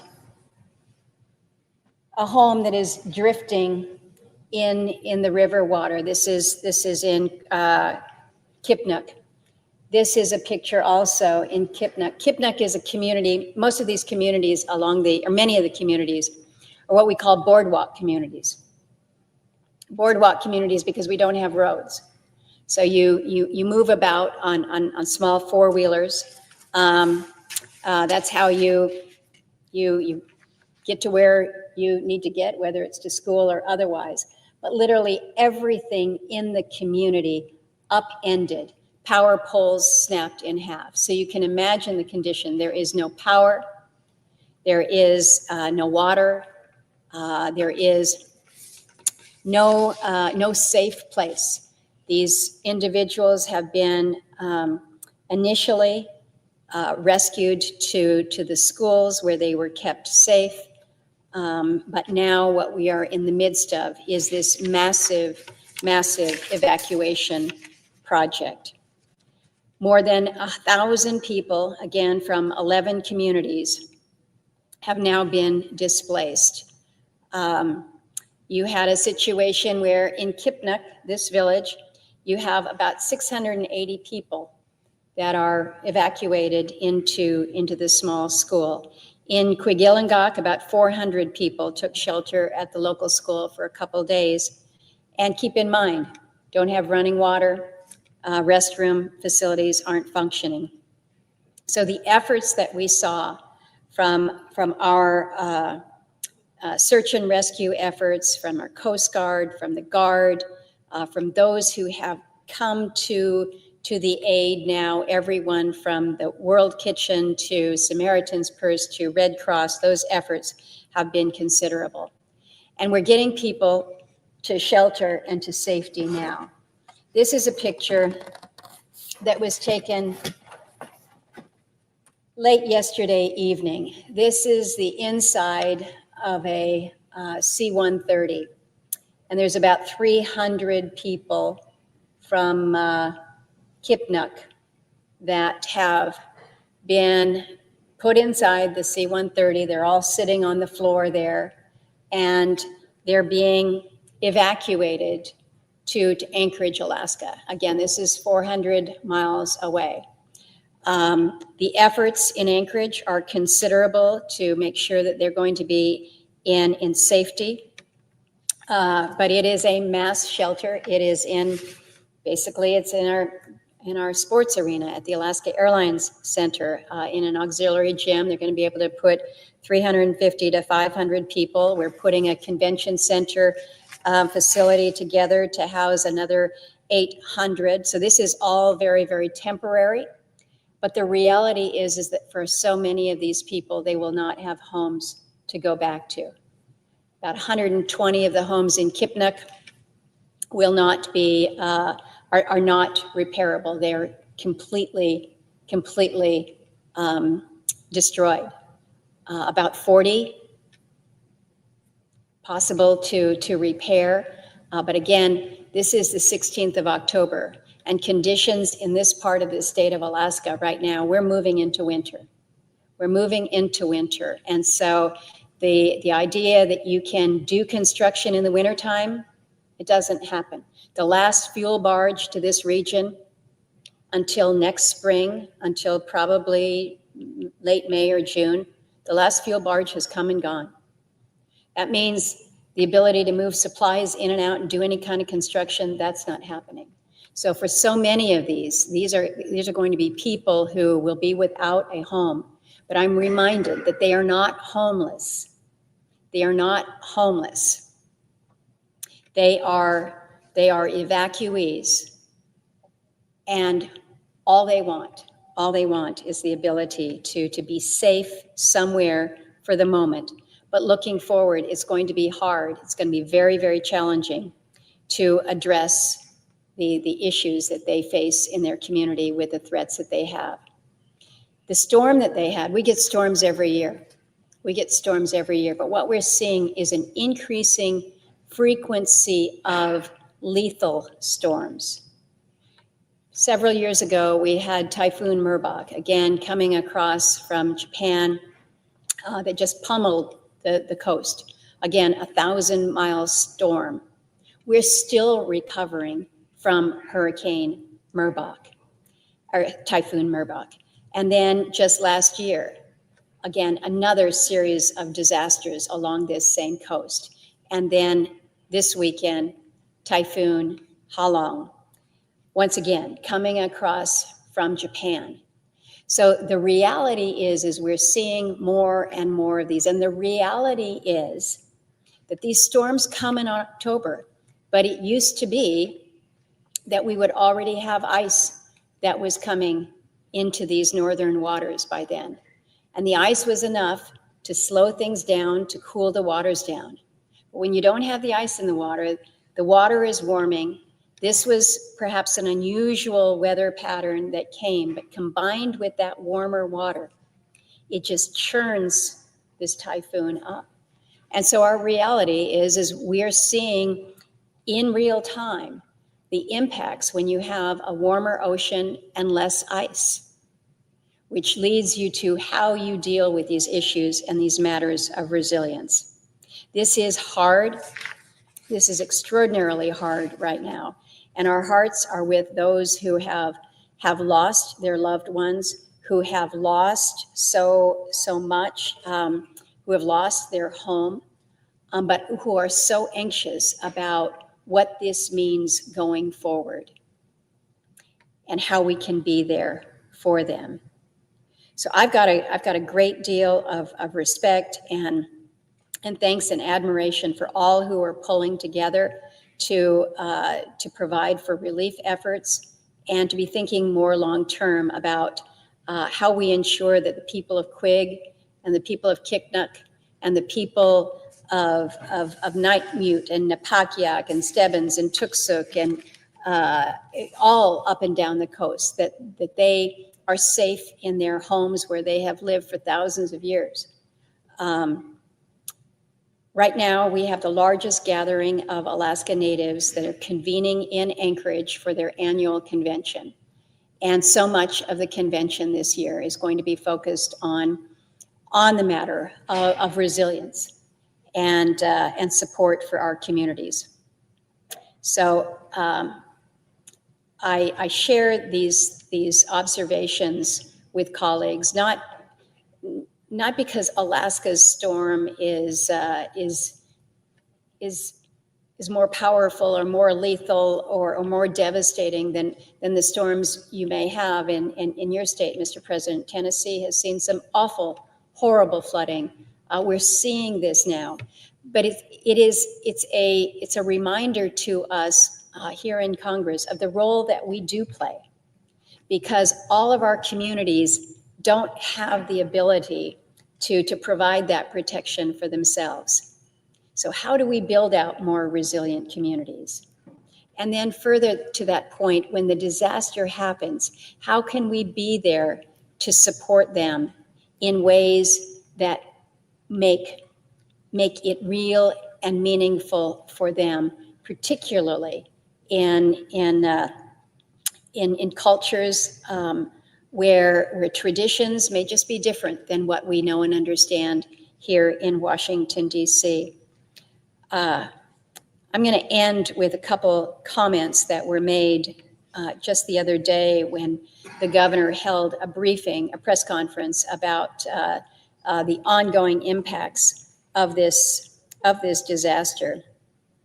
And one comment was made by U.S. Coast Guard Captain Christopher Culpepper, who said, if you think about previous instances of major inundations, such as Hurricane Katrina, that will start to paint the picture for what you might imagine what has happened along Western Alaska. And then our Adjutant General, General Sachs, said that this may end up being the largest off-road system response for the National Guard in about 45 years. So our reality is hard right now, and it's challenging. But one thing that I know about the people, not only in this region, but the people in my state, is there is a level of resilience. There is a level of determination. They're connected to their place. They're connected to their lands. And we want to make sure that they are able to have that cultural connection, that identity to the place that they have called home for thousands of years. And my final point is those who were literally engaged in rescue efforts to ensure that people were taken out of homes that were floating in the ocean, those that were doing the overflights in miserable storms, those that are there on the ground now, they were all out there doing their job at a time when it was not certain that they were going to be paid. Now that tension point has been resolved because the president announced that our military would be paid through this next pay period. The Coast Guard as well, which is critically important. But I think our job, our responsibility is to make sure that they don't have to worry about that. When they're flying a rescue mission, they're not thinking about whether or not their spouse at home is concerned about whether they're buying groceries or paying the rent. So we've got work to do here. But to those back home in Alaska who are working so closely on the ground to care for those who are truly afraid right now, truly afraid about their future, know that we are all working with you, and our hearts are with you. With that, Mr. President, I yield the floor.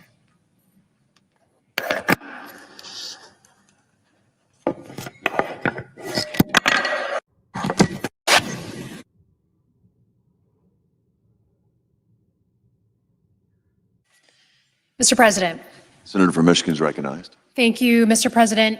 I rise today to talk about something that threatens nearly every American: cyber attacks. And I call on my colleagues to pass the Protecting Americans from Cyber Threats Act, a no-brainer step to defend our citizens from cyber threats.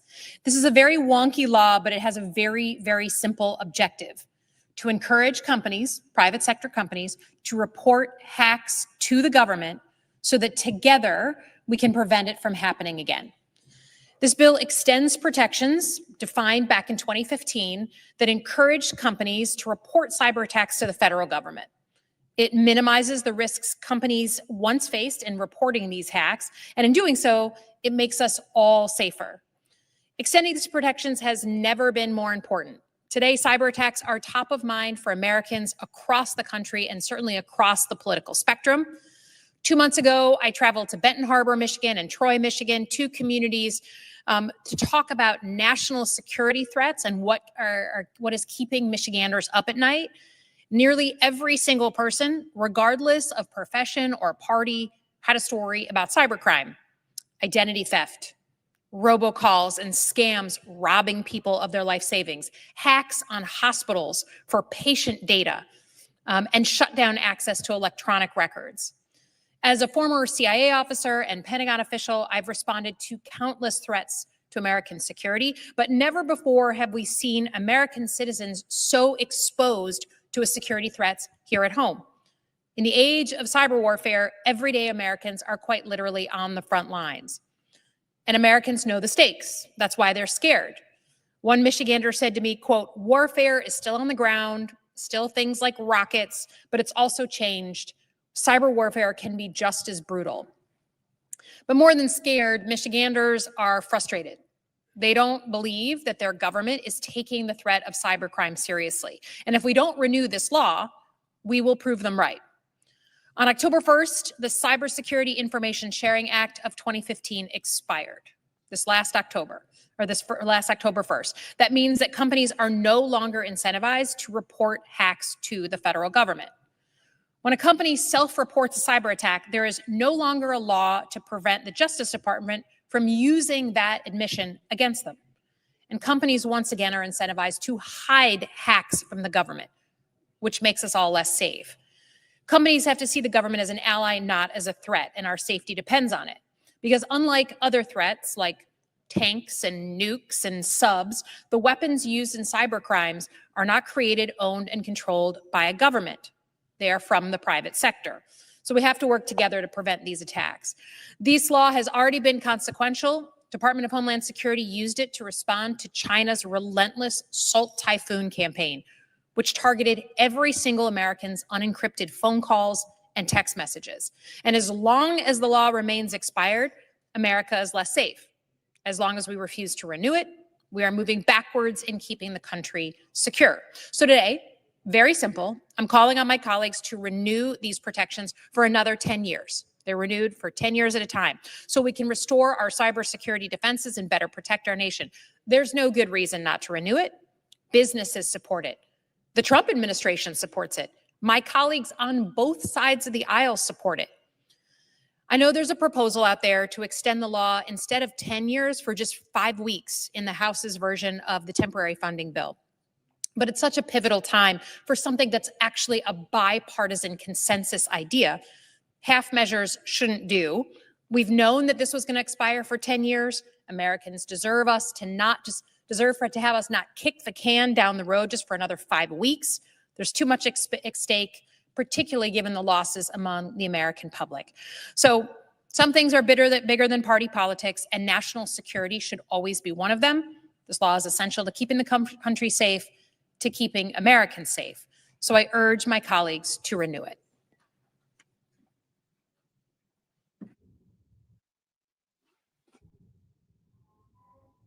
In legislative session, I ask unanimous consent that the Senate proceed to the consideration of calendar number 182 S.2983, that the Peters substitute amendment, which is at the desk, be considered and agreed to, the bill as amended be considered, read a third time and passed, and the motion to reconsider be considered, made, and laid upon the table with no intervening action or debate.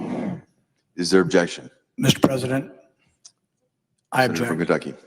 I object. Objection, sir.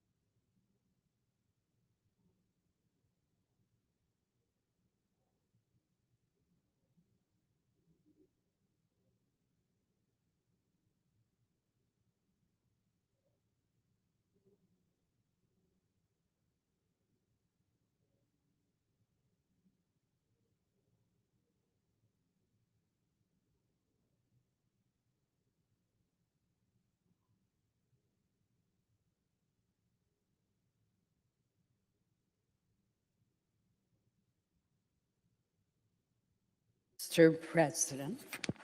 The senator from Maine is recognized.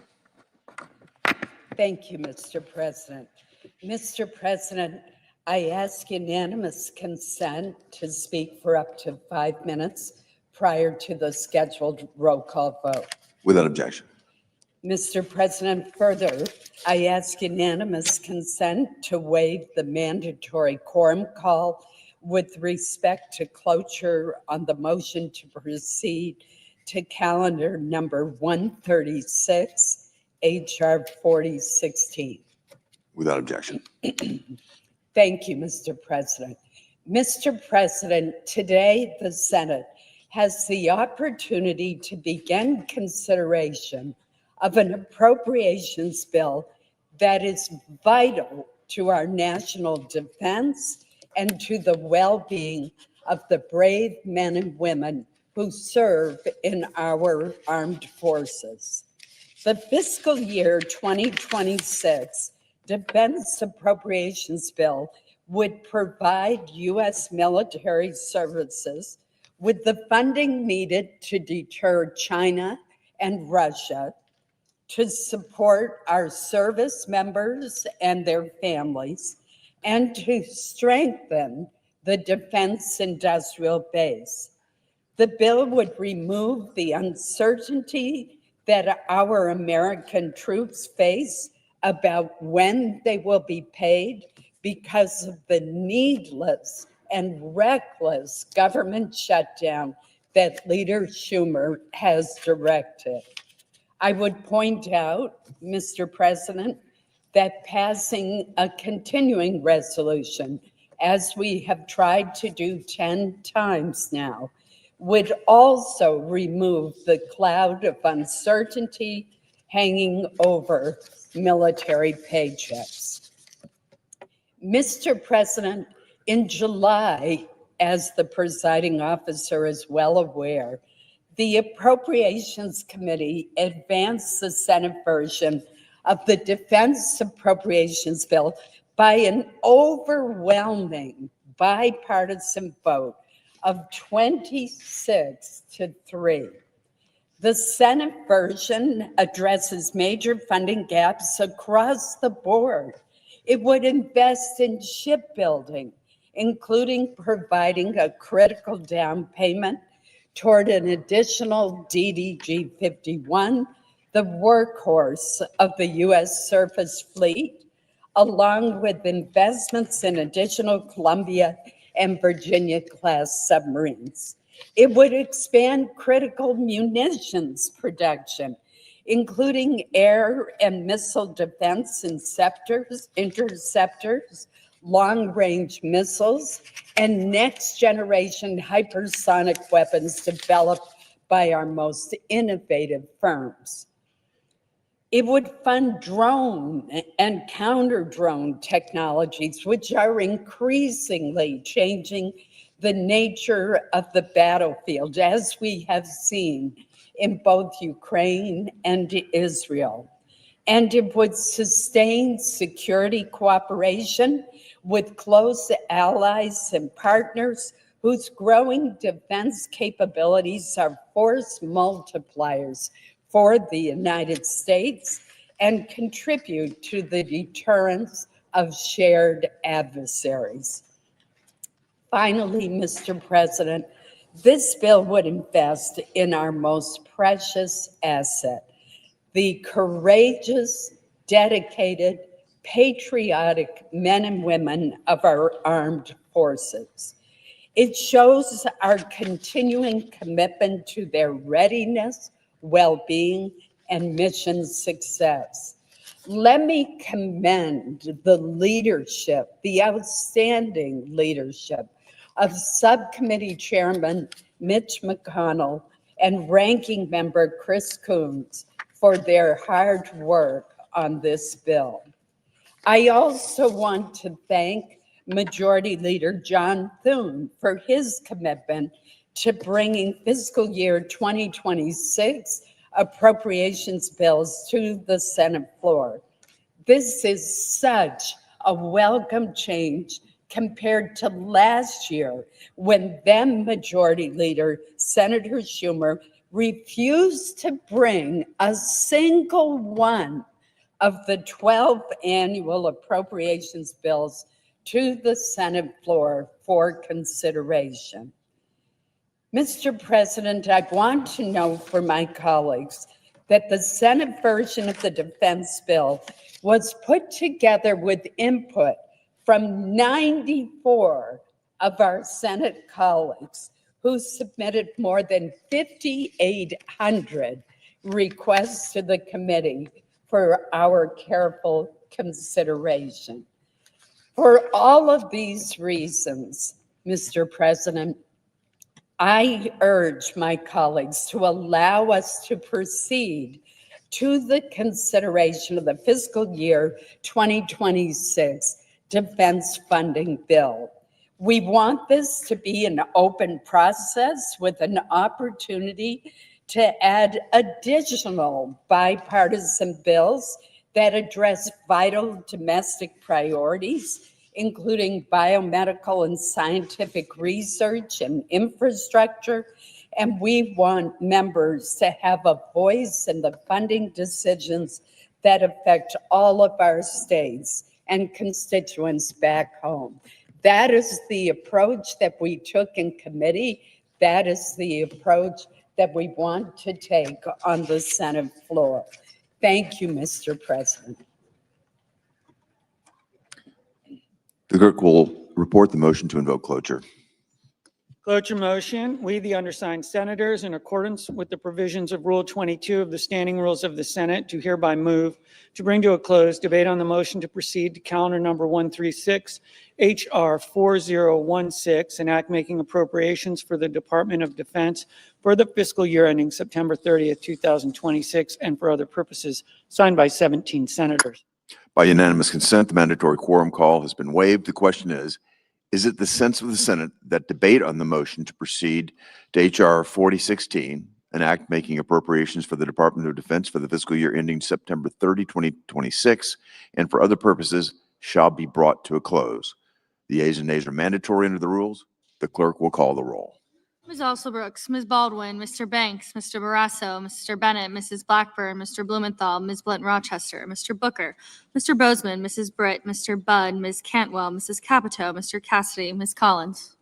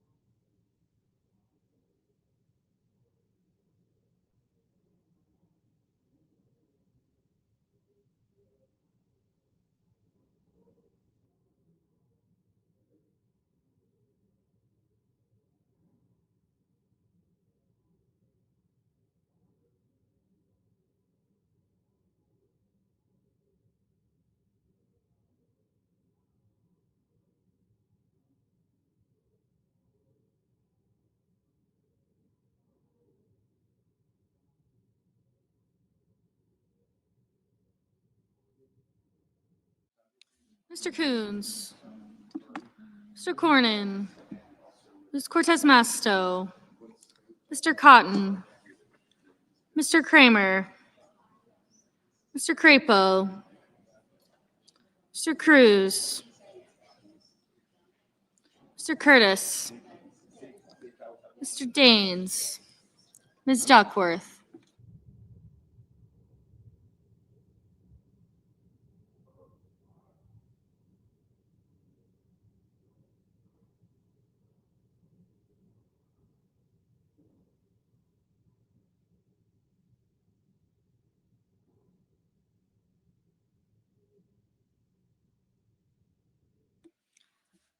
Mr. Durbin.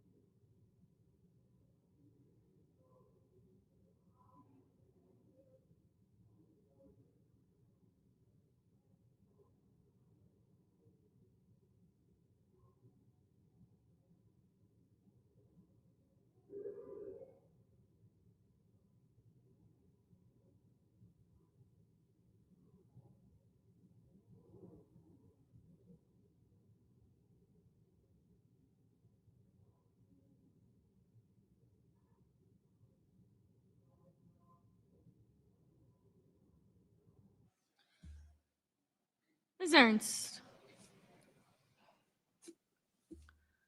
Mr. Fetterman. Mrs. Fisher. Mr. Gallego. Mrs. Gillibrand. Mr. Graham. Mr. Grassley. Mr. Haggerty. Ms. Hassan.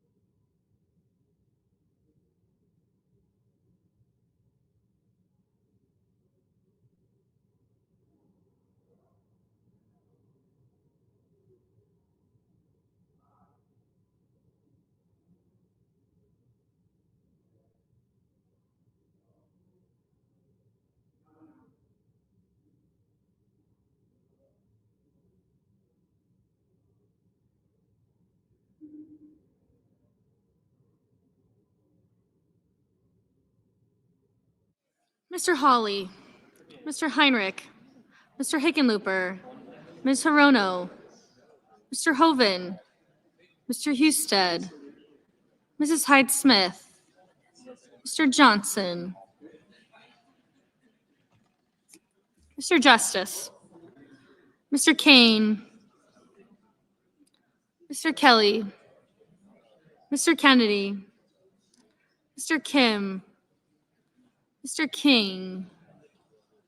Ms. Klobuchar. Mr. Lankford. Mr. Lee.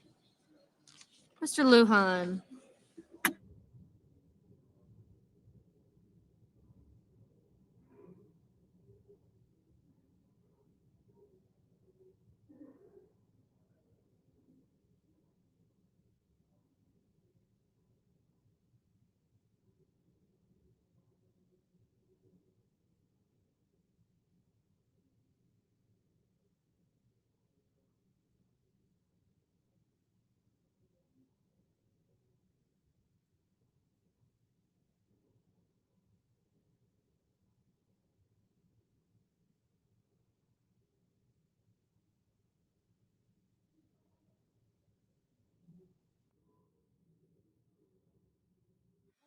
Ms. Lummis. Mr. Murky. Mr. Marshall. Mr. McConnell. Mr. McCormick. Mr. Merkley. Mrs. Moody. Mr. Moran. Mr. Marino. Mr. Mullen. Ms. Murkowski.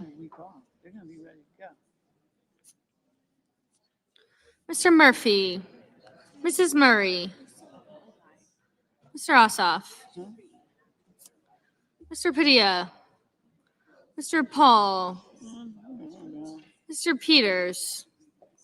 Mr. Reed.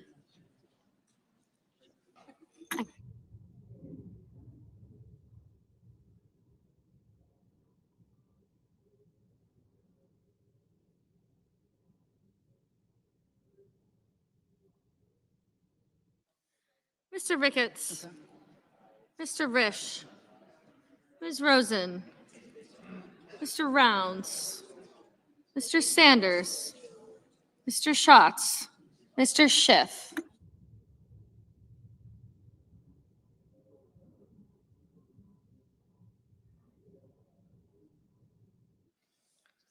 Mr. Schmidt.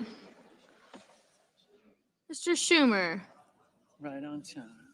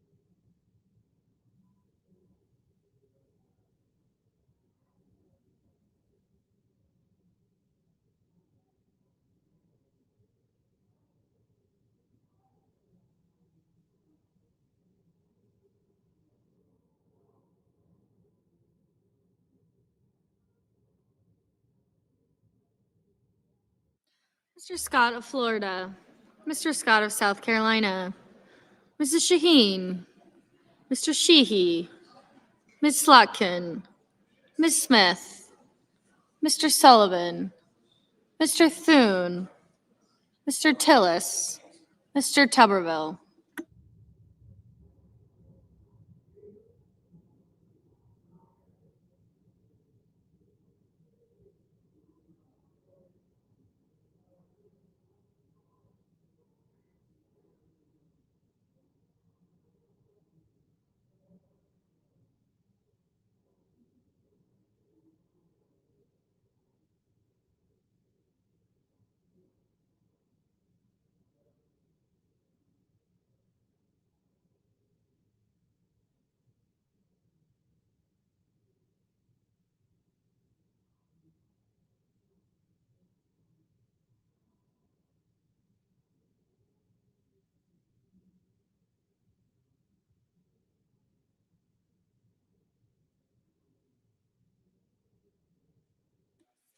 Mr. Van Hollen, Mr. Warner, Mr. Warnock, Ms. Warren, Mr. Welch, Mr. Whitehouse, Mr. Wicker, Mr. Wyden, Mr. Young.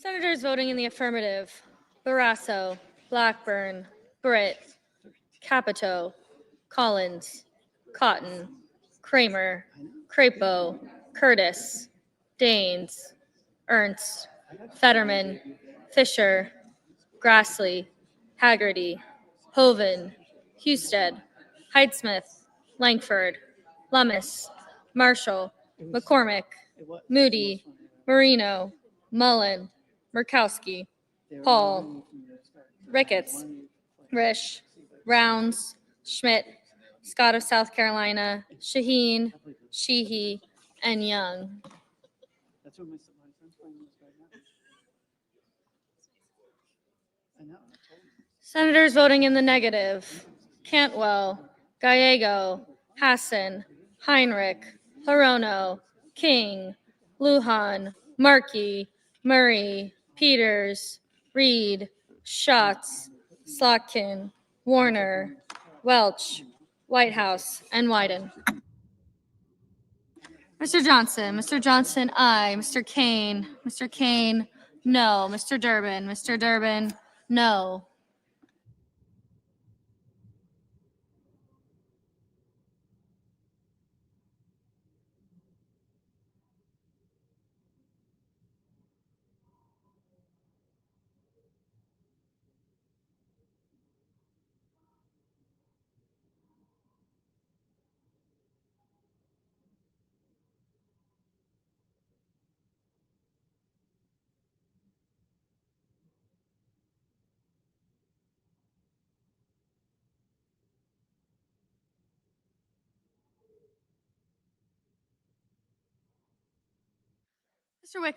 Mr. Wicker, aye.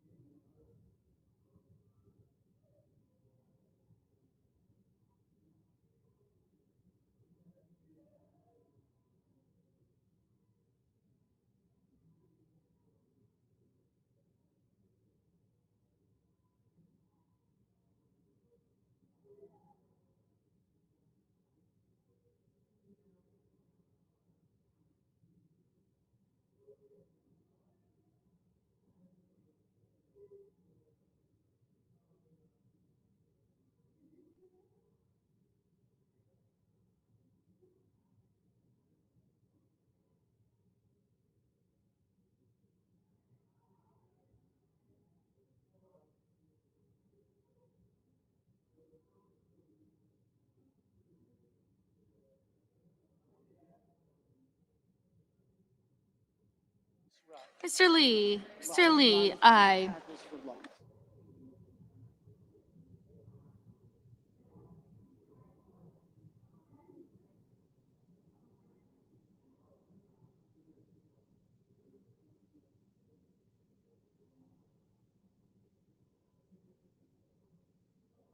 Mr. Scott, Mr. Scott of Florida, aye.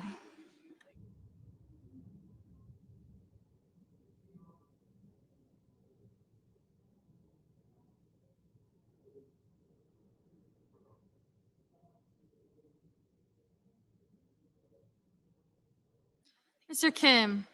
Kim, no.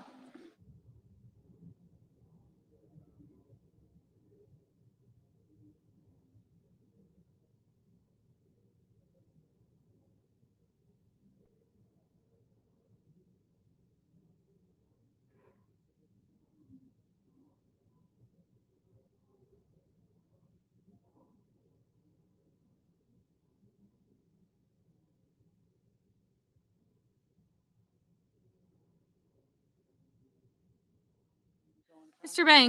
Banks, aye. Mr. Murphy, no.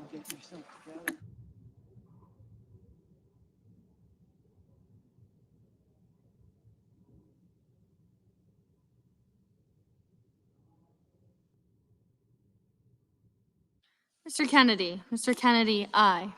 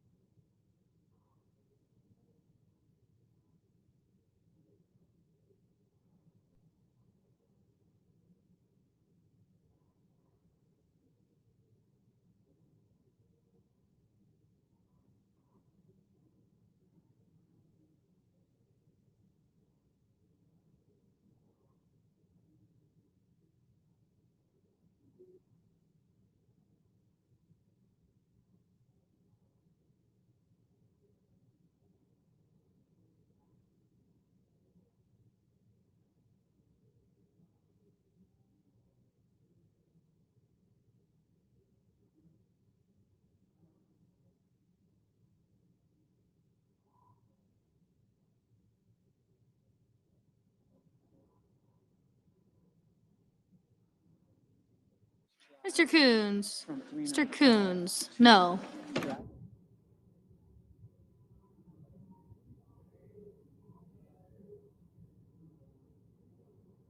Mrs. Gillibrand, no. Mr. Hoven, Leaving my house, stopping at the light in front, aye. stopping at the light.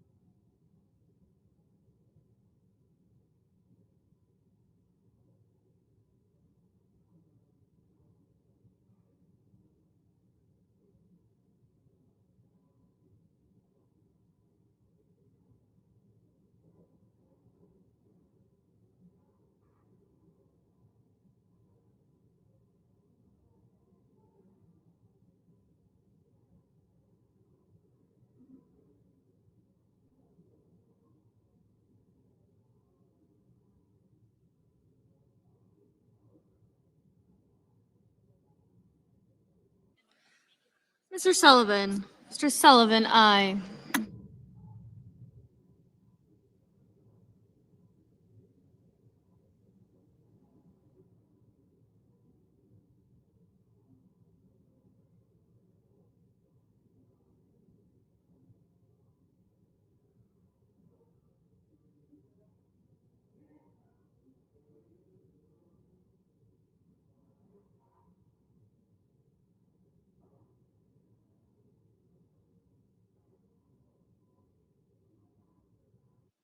Mr. Merkley. Mr. Merkley, no. Mr. Sanders. Mr. Sanders, no.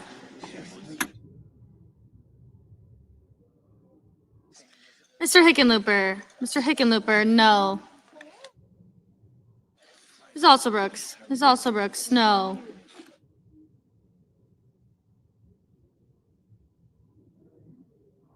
Ms. Blunt Rochester. Ms. Blunt Rochester, no. Mr. Kelly. Mr. Kelly, no. Mr. Van Hollen. Mr. Van Hollen, no. Mr. Blumenthal. Mr. Blumenthal, no. Ms. Baldwin. Ms. Baldwin, no.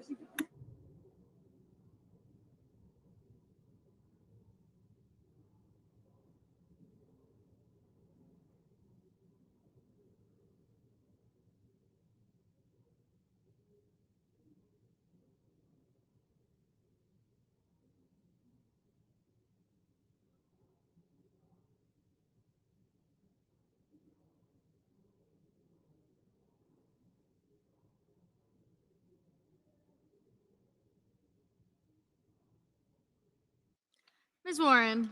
Ms. Warren, no.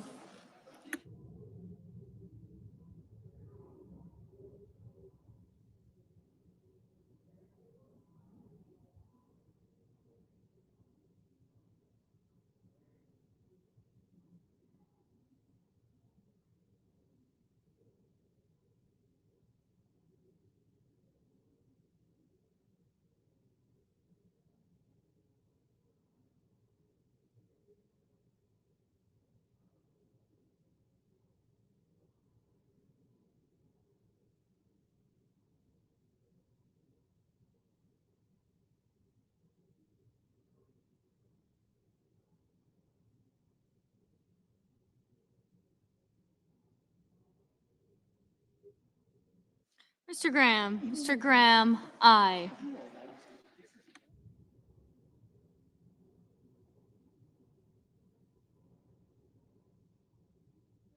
Mr. McConnell. Mr. McConnell, aye. Mr. Bennett. Mr. Bennett, no.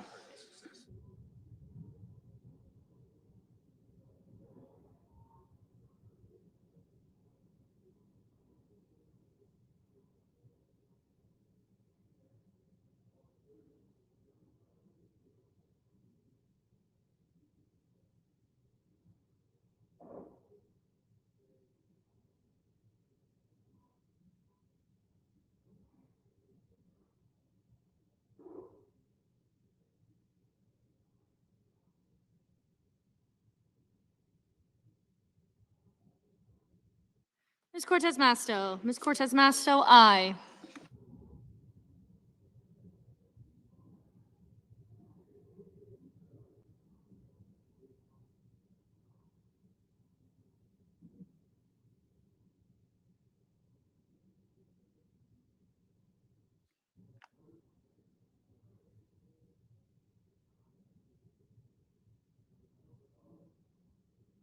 Ms. Moran. Mr. Moran, aye.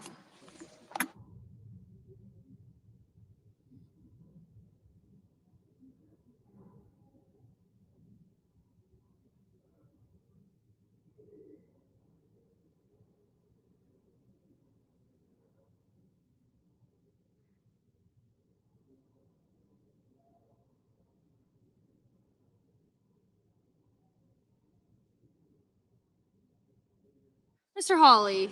Mr. Hawley, aye.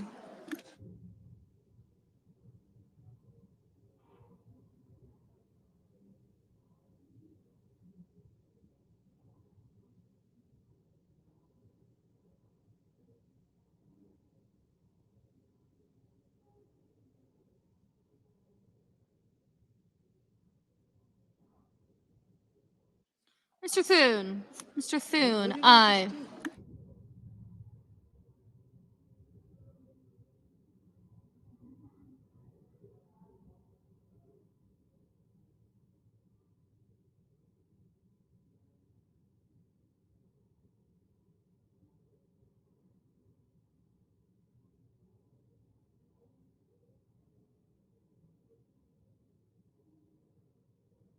Mr. Bozeman. Mr. Bozeman, aye.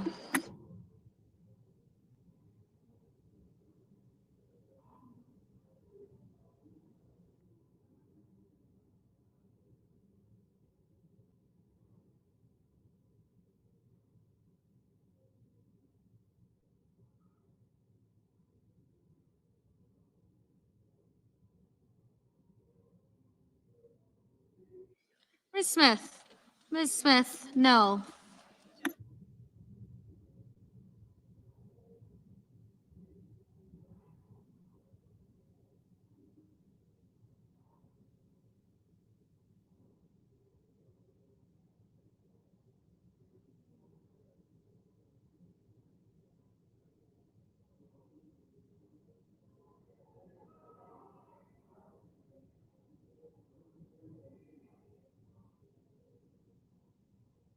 Mr. Schumer. Mr. Schumer, no. Ms. Rosen. Ms. Rosen, no. Mr. Booker. Mr. Booker, no.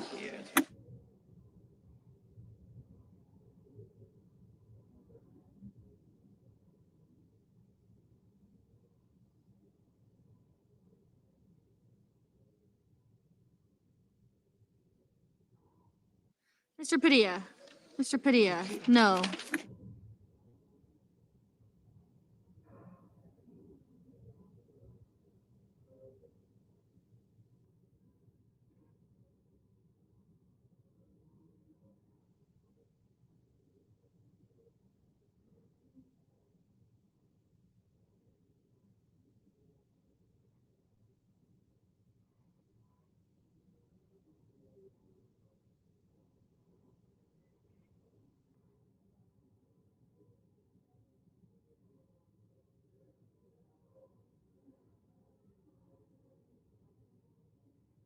Mr. Cruz. Mr. Cruz, aye.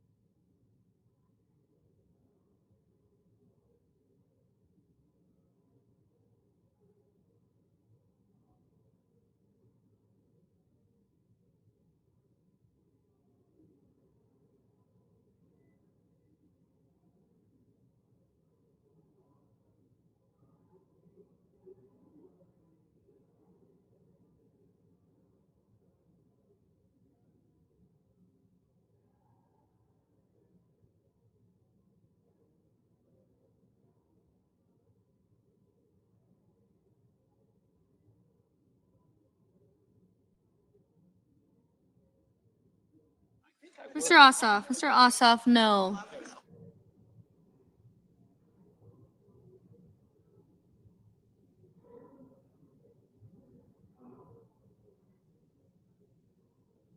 Mr. Justice. Mr. Justice, aye.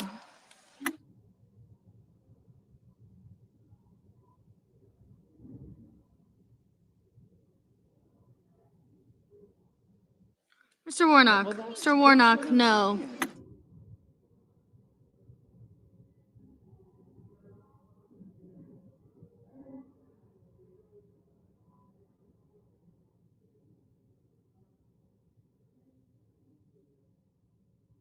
Ms. Klobuchar. Ms. Klobuchar, no. Mr. Schiff. Mr. Schiff, no.